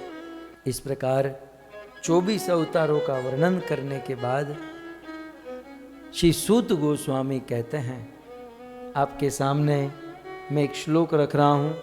सूत गोस्वामी एक तत्व का वर्णन करते हैं। एते चांस कला पुंस कृष्णस्तु भगवान स्वयं इंद्रियारि व्याकुलं लोकम मुड्यन्ति युगे युगे मुड़ियन्ते युगे युगे। सुध गोस्वामी कहते हैं कि ये जितने भी मैंने आपको गिनाए ये सब भगवान के कुछ अंश हैं। इनमें से कुछ अंश हैं, कुछ कड़ा है तो कुछ अवतार है। श्लोक में आप देख सकते हैं, एते एते माने ये 24 कुछ अंश है, कुछ कड़ा है और कुछ अवतार है। लेकिन इन 24 में से एक बहुत बड़ी बात करने जा रहे हैं कि बाकी सब तो अंश, कड़ा और अवतार है, लेकिन कृष्णस्तु, लेकिन इनमें जो कृष्ण है वो भगवान स्वयं। इनमें से जो कृष्ण है वो स्वयं भगवान है। बाकी सब तो अवतार है, अंश है, कड़ा है, लेकिन कृष्ण स्वयं भगवान है। श्लोक यदि आपको ठीक से दिखाई दे रहा हो तो इसमें लिखा है कृष्णस्तु। तू शब्द किसी भी संस्कृत व्याकरण में तू शब्द जब आता है तो इसका अर्थ होता है डबल कन्फर्मेशन। यहां तू शब्द न हो तो भी काम चल जाएगा। जैसे कि कृष्ण भगवान स्वयं, काम हो गया, एते चांस कला पुंस कृष्ण भगवान स्वयं। लेकिन बीच में तू शब्द डाला, इसका अर्थ कृष्ण तू भगवान, माने कृष्ण स्वयं भगवान ही है, इसमें कोई डाउट नहीं है। डबल कंफर्म करके सूत जी ने कहा। इसका अर्थ क्या हुआ? कृष्णस्तु भगवान स्वयं माने कृष्ण सर्व अवतारी, सर्वोपरि। कृष्ण सभी अवतारों के रूट है। ये जितने भी रूप हैं, स्वरूप हैं, अवतार हैं, जितने भी देवी हैं, देवता है, इन सब के रूट मूल जो है वो कृष्ण है। कृष्णस्तु भगवान स्वयं है। कृष्ण स्वयं भगवान है। हम और आप कृष्ण को अवतार नहीं कह सकते। वैसे कभी कभी बोलने के लिए अवतार बोल देते हैं, लेकिन कृष्ण अवतार नहीं, कृष्ण अवतारी है। माने जितने भी अवतार हैं वो कृष्ण से होते हैं। कृष्ण कोई अवतार नहीं, वो तो मूल भगवान है। सभी अवतारों का रूट कृष्ण है, लेकिन कृष्ण का रूट कोई नहीं, वो सबसे परि, सर्वोपरि, वो अनादि है जिसका कोई आदि नहीं। और इसीलिए चैतन्य चरितामृत में कविराज गोस्वामी ने कहा ना, सर्व अवतारी कृष्ण स्वयं भगवान, तहार द्वितीय देह श्री बलराम, एक स्वरूप दुई भिन्न मात्र काय, आद्य काय व्यूह कृष्ण लीलार सहाय। एते सर्व अवतारी कृष्ण स्वयं भगवान है। सर्व अवतारी, सभी अवतारों के अवतारी, रूट, मूल, स्रोत कौन? तो कहते हैं कृष्ण। क्यों? क्योंकि स्वयं भगवान, क्योंकि कृष्ण जो है ना स्वयं भगवान है। अब देखिए, अब ये तो हुआ भागवत की बात। अब जो श्रावण मास चल रहा है, आइए अब श्रावण मास की महिमा सुने। श्रावण मास की महिमा, इस श्रावण मास में एक तो ये श्रावण मास शिव जी का है, वो भी बात आएगी, और साथ ही साथ इसी श्रावण महीने में रक्षाबंधन के दिन, पूर्णिमा के दिन बलराम जी का जन्म होता है। सो थोड़ी देर में आपको बलराम जी की महिमा बताऊं कि सर्व अवतारी कृष्ण स्वयं भगवान। कृष्ण जो है ना स्वयं भगवान है, और कृष्ण को और कुछ न आता है और न कुछ करना है। कृष्ण को केवल एक ही चीज करनी है, और वो है प्रेम, प्रेम और मात्र प्रेम। इस आदमी को और कुछ आता ही नहीं है, इसको केवल प्रेम करने को ही आता है। गोपियों से प्रेम करे, सखाओं से प्रेम करे, अपने सेवक दास प्रेम करे, बस प्रेम। कृष्ण प्रेम का ईश्वर है। एक बात कहूं, यदि कोई उठपटांग करे ना तो कृष्ण को थप्पड़ मारने को भी नहीं आती है। किसी को जान से मारने की बात तो दूर रही कि भाई मार दिया जान से, कृष्ण को कृष्ण थप्पड़ भी नहीं मार सकते। वो प्रेम की मूर्ति है, वो केवल प्रेम जानते हैं और कुछ नहीं जानते। और कृष्ण स्वयं भगवान है। तो अब जो बंदा केवल प्रेम ही जानता है और कुछ नहीं जानता, लेकिन वो सुप्रीम है, सर्व अवतारी सब कुछ, और उस आदमी को प्रेम के अलावा कुछ करना ही नहीं है, लेकिन फिर भी कुछ आवश्यकता हो जाए तो वो क्या करेगा? मान लो उस प्रेममयी ईश्वर भगवान श्री कृष्ण को यह संसार की रचना करने की इच्छा हुई, तो कृष्ण स्वयं दुनिया की रचना नहीं करते। कृष्ण के मन में संकल्प होता है कि मैं दुनिया बनाऊं, तो वो तो प्रेम का ईश्वर है, वो तो प्रेम करने से फुर्सत कहां। तो कृष्ण क्या करते हैं? कृष्ण अपने से एक आदमी को प्रकट कर देते हैं, इमीडिएट, जिसको कहते हैं पर्सनल असिस्टेंट, मतलब अपने next to me, next to Krishna. कौन? कृष्ण मगजमारी में नहीं पड़ते। कृष्ण क्या करते हैं? अपने एक स्वरूप को प्रकट कर देते हैं। और कृष्ण अपनी इच्छा को पूर्ण करने के लिए जिस स्वरूप को प्रकट करते हैं वो स्वरूप है बलराम। वो बलराम जी बस आगे फिर वो सब कुछ वो मामला पटा लेते हैं। बाकी ये आदमी, ये कृष्ण तो केवल प्रेम ही प्रेम करता है। इसलिए यहां पर इस तत्व को चैतन्य चरितामृत में एलेब्रेट किया गया। सर्व अवतारी कृष्ण स्वयं भगवान, ताहार द्वितीय देह श्री बलराम। भगवान श्री कृष्ण को कुछ भी करना होता है तो वे क्या करते हैं? बलराम को प्रकट करते हैं। और फिर बलराम जी क्या करते हैं? बलराम जी 5 तरीके से कृष्ण की इच्छा को पूर्ण करते हैं। सबसे पहले बलराम संकर्षण, अर्थात अपने मूल रूप में, बलराम रूप में अप्राकृत आध्यात्मिक गौलोक धाम, आध्यात्मिक जगत, आध्यात्मिक धाम कहते हैं ना, उस अप्राकृत गौलोक धाम की रचना बलराम जी करते हैं। क्योंकि कृष्ण को तो प्रेम करने से फुर्सत ही नहीं है, वो थोड़ी ना ये सब रचना करेगा, वो तो बलराम जी करेंगे। और कहने की भी जरूरत नहीं, कृष्ण के मन में जो इच्छा है वो ये बलराम सब कर देते हैं। इसके मन में इच्छा हुई कि कोई ब्रज धाम बने, कोई गौलोक वृंदावन बने, तो बलराम जी सब मैनेजमेंट करके बना देते हैं। और फिर बलराम क्या करते हैं? उसी संकर्षण या उनके मूल बलराम स्वरूप से कृष्ण के साथ ब्रज में रहते हैं और ब्रज में रहकर दोनों भाई सुंदर लीला भी करते हैं। ये है बलराम का काम। अच्छा, और बलराम जी क्या करते हैं? नीचे क्या लिखा है? एक ही स्वरूप दुई भिन्न मात्र काय। बलराम को अलग मत समझिए। कृष्ण को प्रेम से फुर्सत नहीं मिलती और अपना काम पटाने के लिए, मैनेजमेंट आदि करने के लिए वो अपने से बलराम को प्रकट कर देते हैं। बलराम और कुछ नहीं, कृष्ण का ही एक्सपांशन है। एक्सपांशन में भी इमीडिएट एक्सपांशन, कृष्ण से इमीडिएट जो प्रथम स्वरूप है वो बलराम है। लोकल भाषा में शिल प्रभुपाद जी को अमेरिका में किसी ने पूछा कि हु इज बलराम, तो शिल प्रभुपाद जी समझाते थे कि Balram is white Krishna and Krishna is black Balram. सामने वाला तो रात भर तो सोच में ही रहता, सुबह नहाते समय उसको ऐसा सुबह सुबह उनको याद आता कि अच्छा ऐसा होता है। कहने का अर्थ यह है कि कृष्ण बलराम में कोई अंतर नहीं। कृष्ण को जो कार्य करना होता है वो बलराम जी से कराता है। इसलिए चैतन्य चरितामृत के इस प्यार के अंत में क्या लिखा?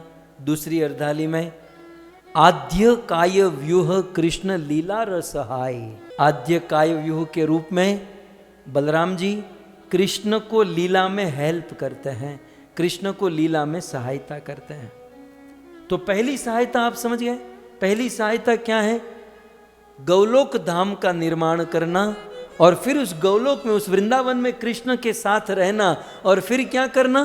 पार करेंगे नैया रे भज कृष्ण कन्हैया। कृष्ण कन्हैया दाऊ जी के भैया, कृष्ण कन्हैया दाऊ जी के भैया, पार करेंगे नैया रे भज कृष्ण कन्हैया। समझ गए ना आप? 5 काम मैं आपको गिनाऊंगा और इसी में बलराम और शिव जी श्रावण मास सब इसी में है। तो बलराम जी का 5 काम है। पहला काम क्या है? गौलोक की रचना करना और उसी गौलोक में कृष्ण के साथ खेलना कूदना सब कुछ करना। और कृष्ण के साथ गौलोक में वृंदावन में रहकर जो खेलते हैं कूदते हैं कृष्ण के साथ रहते हैं ना, उसमें भी बलराम जी 5 रस में कृष्ण की सेवा करते हैं। ये थोड़ा सा और गहराई में है, थोड़ा सा कंफ्यूज मत होइएगा। 5 रस में कभी कभी कृष्ण थक जाते हैं तो बलराम जी कृष्ण के चरण दबाकर दास्य रस में सेवा करते हैं। कभी कभी वही बलराम पेड़ पौधे के रूप में बन जाते हैं, शांत रस में सेवा कर देते हैं। कभी कभी बलराम कृष्ण के साथ कुश्ती करते हैं, कृष्ण के साथ खेल कूद में बड़े मग्न हो जाते हैं, साख्य रस में कृष्ण की सेवा कर देते हैं। कभी कभी वही बलराम कृष्ण यमुना में स्नान करने जाता है तो बलराम जी रोकते, कृष्ण दूर मत जाना। कृष्ण माटी खाता है तो कृष्ण को कहते माटी मत खाना। मतलब वात्सल्य रस में, जैसे एक माँ अपने बच्चे का ध्यान रखती है वैसे वात्सल्य रस में भी सेवा करते हैं। और कभी कभी बलराम जी अनंग मंजरी का रूप धारण करके माधुर्य रस में भी कृष्ण की सेवा कर देते हैं। सो कृष्ण का प्रथम, कृष्ण स्वयं भगवान है और वो स्वयं भगवान कृष्ण का फर्स्ट एक्सपांशन, प्रथम स्वरूप बलराम है। और फिर बलराम 5 रूप से काम करते हैं। एक रूप से वृंदावन का निर्माण और फिर वृंदावन में ये सेवा, ये एक पॉइंट हुआ। दूसरा पॉइंट, दूसरी सेवा बलराम जी क्या करते हैं? वो बलराम अपने से महासंकर्षण को प्रकट करते हैं। अब देखो, जैसे कृष्ण को प्रेम करने में से फुर्सत नहीं है, इसलिए बलराम को प्रकट किया कि भाई तू सब संभाल, मुझे प्रेम करने दे। फिर बलराम भी कृष्ण के साथ खेलने कूदने में, छोटी छोटी गैया छोटे छोटे ग्वाल करने में बिजी हो गए। तो फिर बलराम जी को भी आगे काम कराना था, तो बलराम ने क्या किया? बलराम ने अपने से महासंकर्षण को प्रकट कर दिया, अपना एक्सपांशन कर दिया और प्रकट हुए महासंकर्षण। और फिर उससे वासुदेव, अनिरुद्ध और प्रद्युम्न, जिसे चतुर्व्यूह कहते हैं। इसमें भी बहुत थोड़ा सा कॉम्प्लिकेट है, मैं आपको सरल करके बताऊं कि भाई बलराम जी से महासंकर्षण हुए। और सिंपल करके कहूं तो फिर महासंकर्षण भी कुछ बलराम जी की सेवा में बिजी हुए। तो महासंकर्षण ने क्या किया? जब भगवान श्री कृष्ण ने केवल सोचा कि भौतिक संसार का निर्माण होना चाहिए, बस, वो तो प्रेम करने की फुर्सत ही नहीं है, प्रेम करने से और कोई, लेकिन प्रेम करते करते सोचा भौतिक संसार का निर्माण होना चाहिए। बलराम जी ने लक्ष्य में ले लिया और बलराम जी ने लक्ष्य में लिया, वो तो बिजी कृष्ण के साथ लीला करने में, तो वो महासंकर्षण के पास मैसेज गया और महासंकर्षण से महाविष्णु का निर्माण हुआ। सो बलराम जी ही महाविष्णु के रूप में प्रकट होते हैं। यह है इनका दूसरा स्वरूप, दूसरी सेवा। और ये महाविष्णु कहाँ रहते हैं? कारण समुद्र में रहते हैं।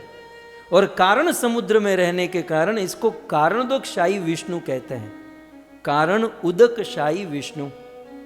और दूसरे महाविष्णु भी इनको कहते हैं।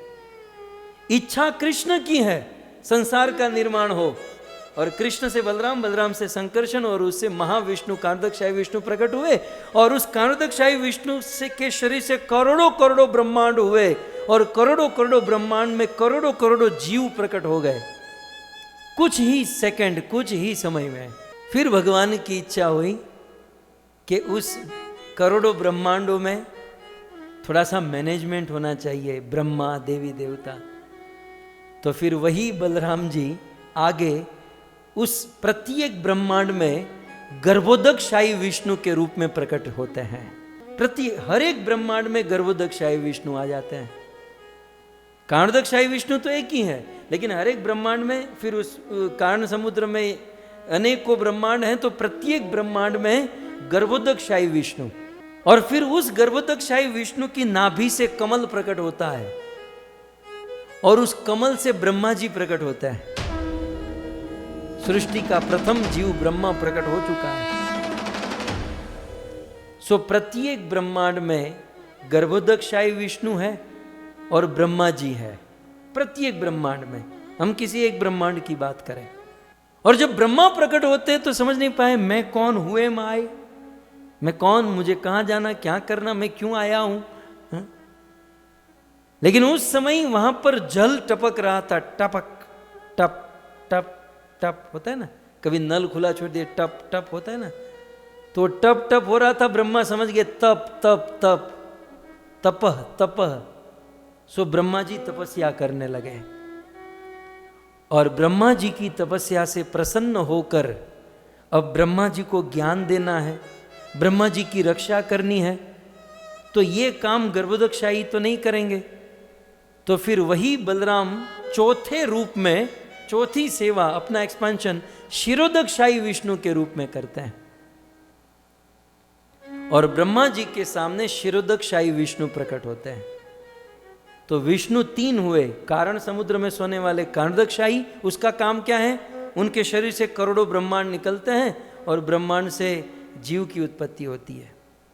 गर्भोदकशाही विष्णु प्रत्येक ब्रह्मांड में होते हैं। उनका काम क्या है, उनकी नाभि से कमल प्रकट होता है और उस कमल की डंडी में 14 लोक हैं और उस कमल से ब्रह्मा प्रकट होते हैं। उनका काम फिनिश हुआ। और अब आगे उस ब्रह्मा की रक्षा करने के लिए और ब्रह्मांड की रक्षा करने के लिए और एक विष्णु प्रकट होते हैं, उसे कहते हैं क्षीरोदकशाही विष्णु। ये क्षीरोदकशाही विष्णु क्षीर सागर में रहते हैं। आप लोग ज्यादातर जिस विष्णु को जानते हो, देखते हो फोटो आदि में, वो क्षीरोदकशाही विष्णु है। ये जय जय सूर्य नायक जन सुखदायक, ये देवता बारंबार जाते हैं कि अवतार लीजिए, ये क्षीरोदकशाही विष्णु है, क्षीर समुद्र में रहते हैं। तो ये ब्रह्मा जी के सामने प्रकट हुए और ब्रह्मा जी को सारा वेदों का ज्ञान प्रदान कर दिया। ब्रह्मा जी ज्ञानी हो गए और क्षीरोदकशाही विष्णु ने कहा कि ऊपर से इच्छा है, वैसे बलराम जी की, वैसे कृष्ण की, लेकिन वो ट्रांसफर होते होते आई है। तो ब्रह्मा जी एक काम करो, ब्रह्मांड बन चुके हैं, संसार बन चुका है, तो अब आप संसार में प्रजा की उत्पत्ति करो, क्योंकि आप प्रजापति हो। सो क्षीरोदकशाही विष्णु ने आज्ञा दे दी, आप प्रजा की उत्पत्ति करो। तो मैं बलराम जी का समाप्त करूं फिर आगे बढ़ूं। तो 4 हुए बलराम जी, एक रूप से गौलोक की रचना और गौलोक में कृष्ण के साथ रहना, दूसरे रूप से कारणोदकशाही विष्णु, तीसरे रूप में गर्भोदकशाही विष्णु, चौथे रूप में क्षीरोदकशाही, और बलराम जी 5वें रूप में अनंत शेष के रूप में कृष्ण की सेवा करते हैं।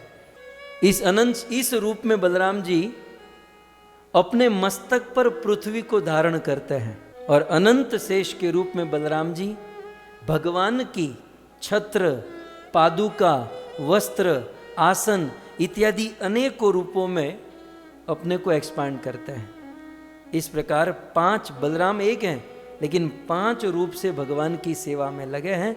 भगवान कृष्ण की इच्छा को पूर्ण करते हैं। कृष्ण तो अभी प्रेम में ही पड़े हैं, वो केवल प्रेम करेंगे, बाकी ये सब काम धाम ये सब करेंगे।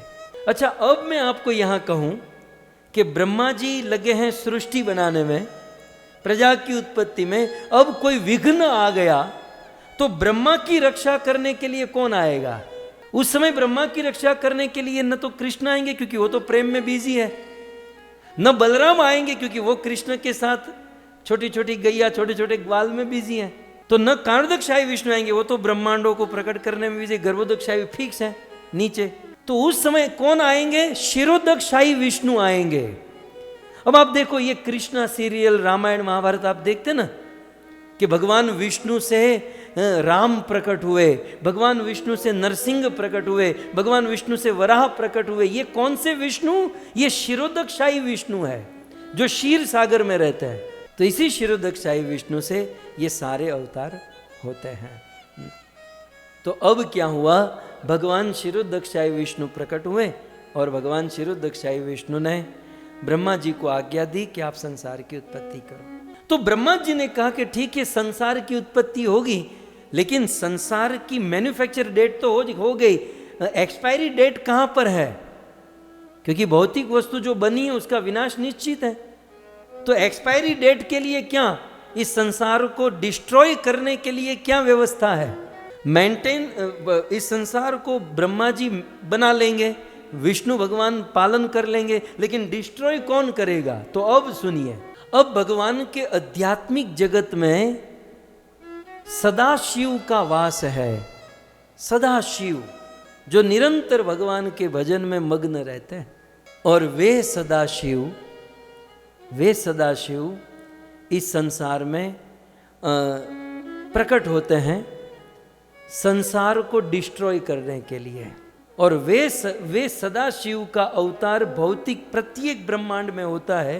कैसे होता है आप सुनिए, श्रीमद् भागवत जी में इसका वर्णन है।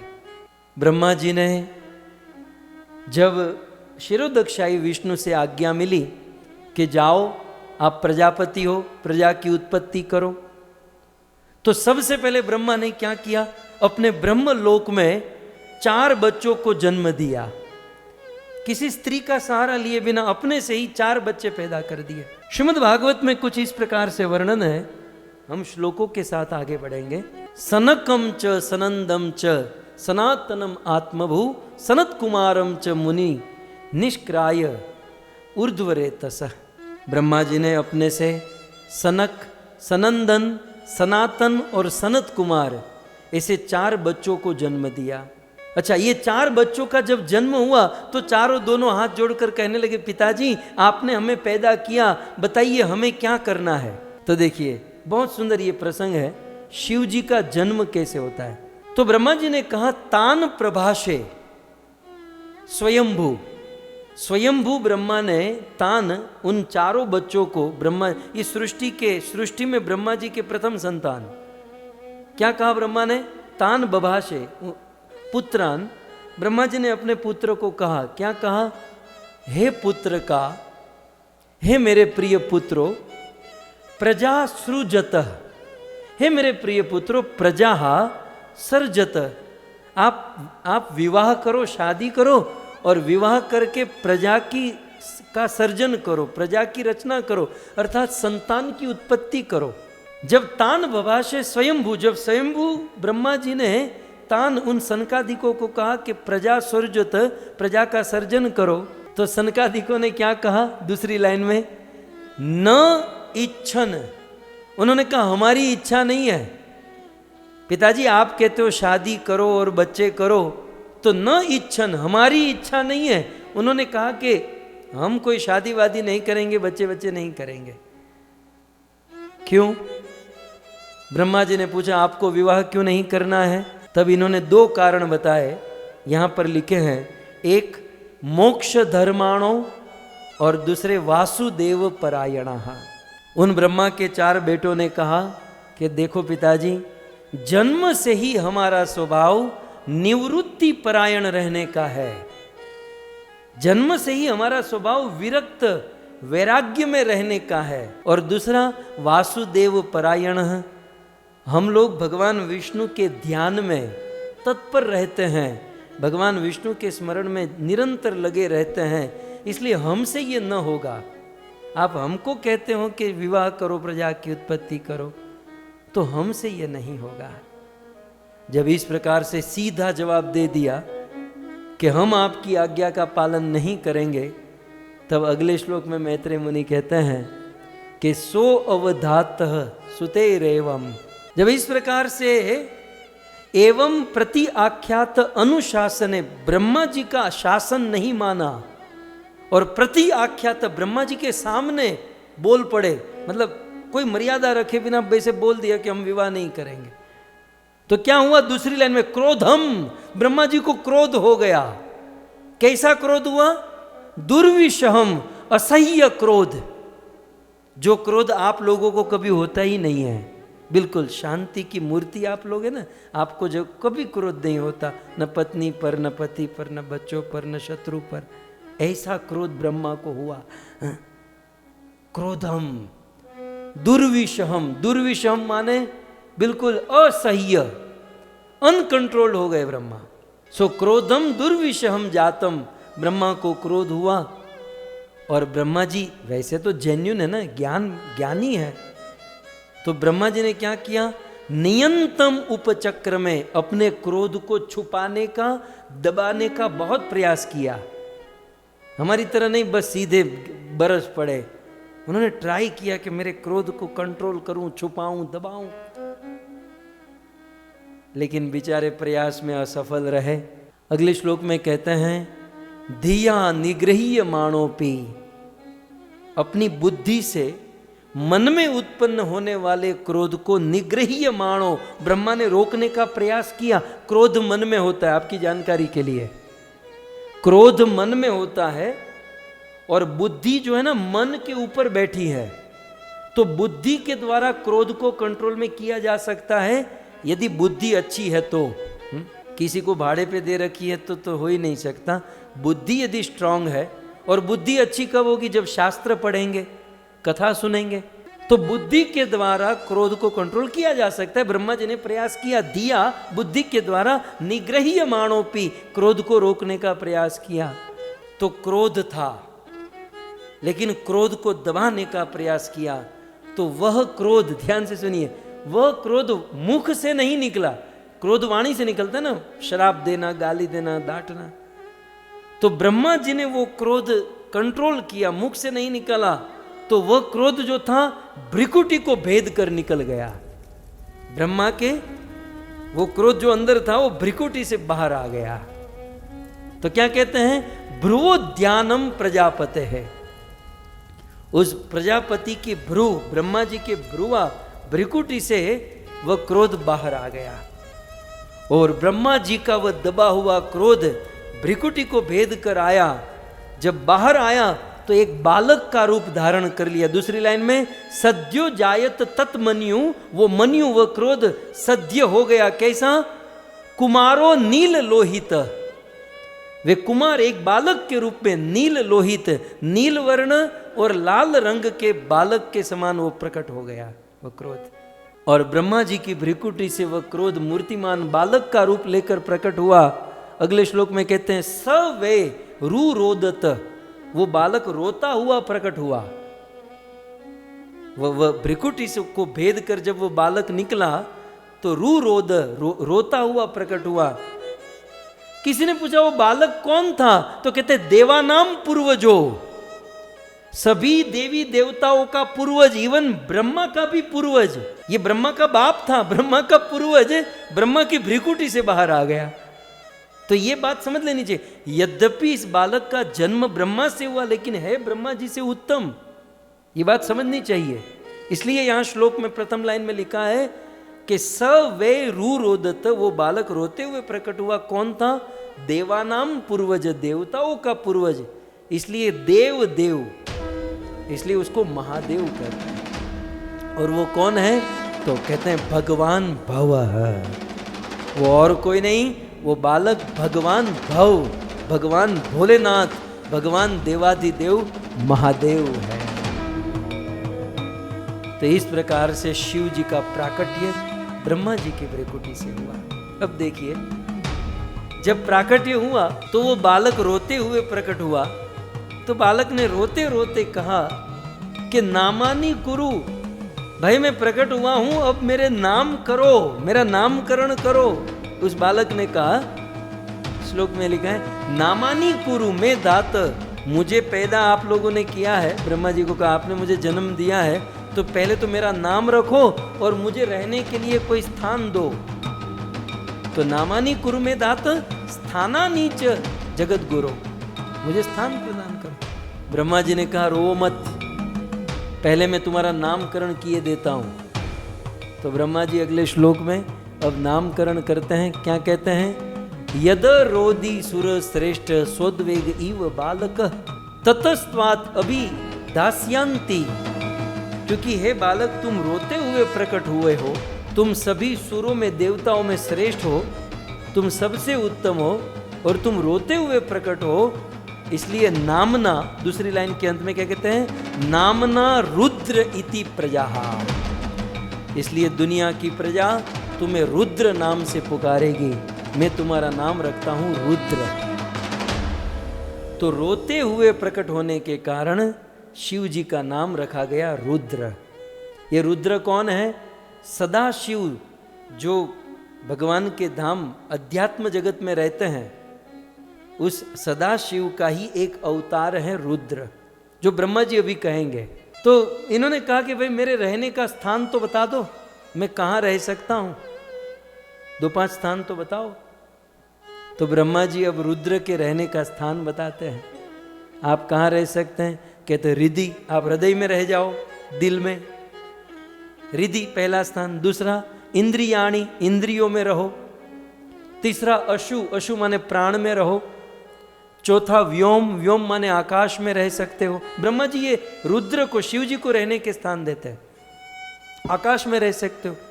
5वां वायु, आप हवा में रह सकते हो। 6ठा अग्नि, आप आग में रह सकते हो। 7वां जलम, जल में रह सकते हो। 8वां मही, पृथ्वी में रह सकते हो। सूर्य, सूर्य में रह सकते हो।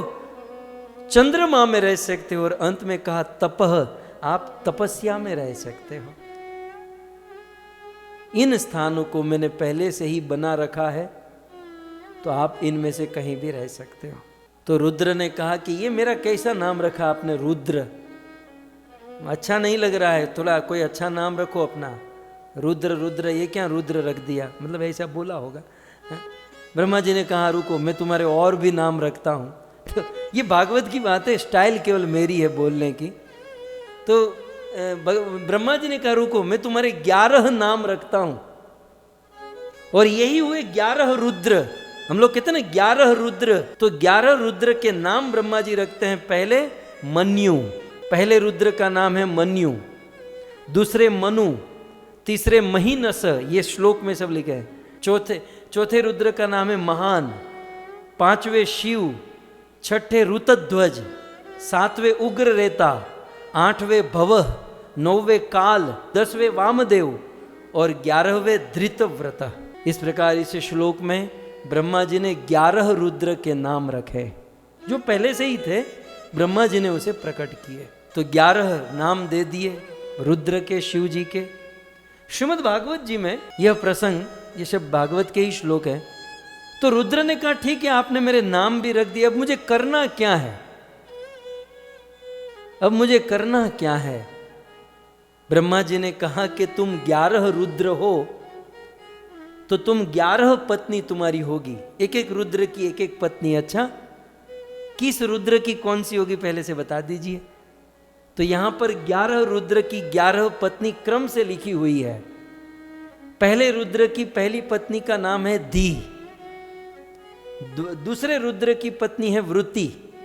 तीसरे की उष्णा, चौथे की उमा, 5वें की नियुत, 6ठे की सर्पी, 7वें की इला, 8वें रुद्र की पत्नी अंबिका, 9वें रुद्र की पत्नी इरावती, 10वें रुद्र की पत्नी सुधा और 11वें रुद्र की पत्नी दीक्षा। 11 रुद्र के नाम, 11 रुद्र की, ये सब भागवत में है। कई बार कुछ लोग कहते हैं भागवत में शिव जी के बारे में कुछ नहीं है, कुछ नहीं सुना। थोड़ा सा पढ़ेंगे तो ये सब आपको मिल जाएगा। श्रीमद् भागवत के 3रे स्कंद में ये सारी बात बताई गई है। अब रुद्र ने क्या कहा? शिव जी ने कहा ठीक है, पत्नी हो गई, स्थान मिल गया, अब इन पत्नियों के साथ करना क्या है पिताजी, ये भी बता दो। इन पत्नियों को लेकर करना क्या है? तो ब्रह्मा जी ने बहुत सुंदर कहा। ब्रह्मा जी कहते हैं गृहाणी एतानी नामानी स्थाना नीच सहयोगतः। हे रुद्र, मैंने तुम्हें जो स्थान बताए हैं और मैंने तुम्हें जो नाम बताए हैं, वो नाम और स्थान के अनुसार तुम उस स्थान पर चले जाओ। तुमको जो भी अच्छा स्थान लगता है उस स्थान पर चले जाओ और वहां जाकर क्या करो? दूसरी लाइन में कहते हैं ए भी सृज प्रजा वहनी, ए भी सृज प्रजा बहवी। बहवी माने बहुत प्रजा का सर्जन करो, क्योंकि ऊपर से ऑर्डर है। ये दुनिया बन गई लेकिन दुनिया को भरना तो पड़ेगा। तो ए भी सृज प्रजा बहवी, बहुत सारी प्रजा का सृजन करो। प्रजा नाम मसी यत्पति, और प्रजापति बनो। शिव जी ने कहा, जी पिताजी, जैसी आपकी आज्ञा, मैं अभी जाता हूँ और प्रोडक्शन शुरू कर देता हूँ, मुझे काहे क्या प्रॉब्लम है? सनकादिकों ने आपकी बात नहीं मानी, कोई बात नहीं, उनको ब्रह्मचारी बनने दो, मैं आपका काम कर दूंगा। शिव जी गए और शिव जी ने शुरू किया प्रजा की उत्पत्ति करना। लेकिन शिव जी ने जो सृष्टि बनाई ना, बहुत बेढंगी सृष्टि बनाने लगे, बड़ी बेढंगी सृष्टि शिव जी के। भूत प्रेत पिशाच बेताल, बिल्कुल बेढंगे लोग, और ऐसे लोग संसार में उत्पात करने लगे। ब्रह्मा जी ने देखा ये तो संसार में उत्पात, ये शिव को मैंने क्या सौंप दिया।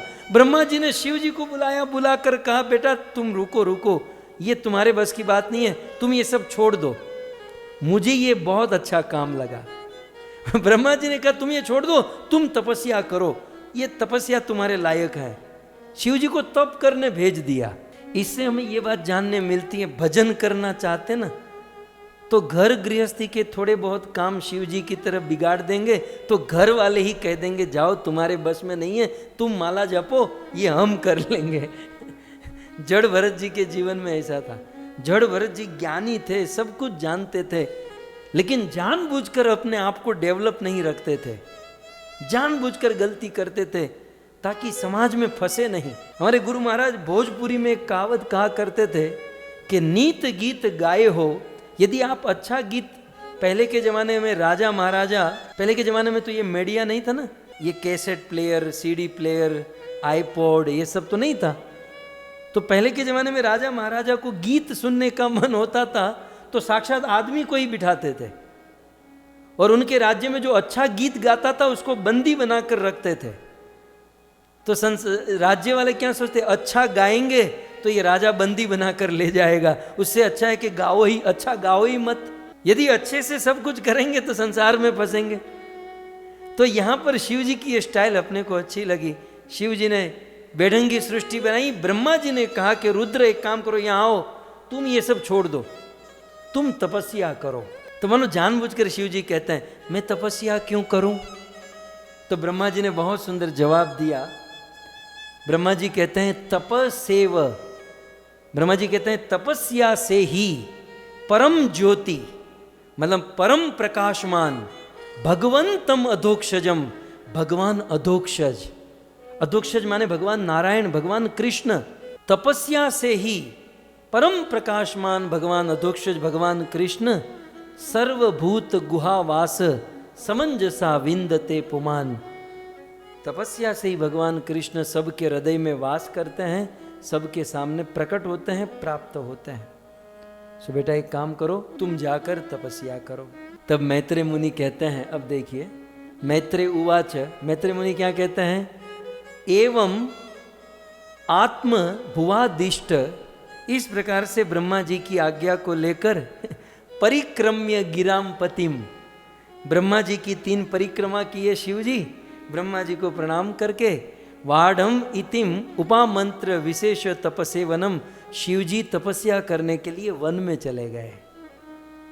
ये शिव जी का वास्तविक स्वरूप है, तप करना, तप माने भक्ति करना, भजन करना, ये शिव जी का स्वरूप है। सदाशिव इस संसार को चलाने के लिए, संसार का प्रलय कर, जैसे इस प्रत्येक ब्रह्मांड में, ब्रह्मांड की रचना में ब्रह्मा जी होते हैं, मेंटेन में विष्णु होते हैं, और डिस्ट्रॉय करने में शिव जी होते हैं। लेकिन रोज तो डिस्ट्रॉय नहीं होता है ना, डिस्ट्रॉय तो केवल एक दिन करना है, बाकी का पूरा संसार, पूरा जीवन क्या करेंगे? तो शिव जी वन में तपस्या माने भक्ति करेंगे, भगवान राम कृष्ण का ध्यान करेंगे। तो अब क्या हुआ, नैमिषारण्य में शौनक आदि ऋषि मुनियों ने सूत जी को कहा कि एक तो सदाशिव जो आध्यात्मिक धाम में रहते हैं, और वही सदाशिव रुद्र के रूप में इस संसार का प्रलय करने के लिए प्रकट होते हैं, और फिर वो भजन भक्ति करते हैं। लेकिन ये शिवलिंग कहां से प्रकट हुआ, ये शिवलिंग का क्या मामला है, ये तो सब समझ में आ गया। शिवलिंग क्यों, ये शिवलिंग क्या चीज है, इसकी क्या महिमा है? तब सूत गोस्वामी ने, रोमहर्षण सूत जी ने कहा कि भाई शिव जी प्रकट होने के कुछ समय के बाद शिवलिंग का प्राकट्य हुआ। इस ब्रह्मांड में, इस संसार में प्रथम शिवलिंग का प्राकट्य किस सिचुएशन में हुआ, कैसे हुआ और उसकी क्या महिमा मैं आपको बताऊंगा। हरे कृष्ण।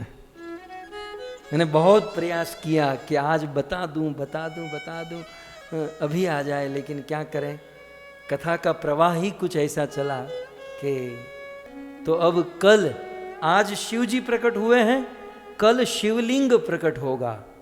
शिव जी से करोड़ों गुना अधिक महिमा शिवलिंग की है। क्यों? वो सारी बात जो ना हम कल सुनेंगे। थैंक यू, धन्यवाद।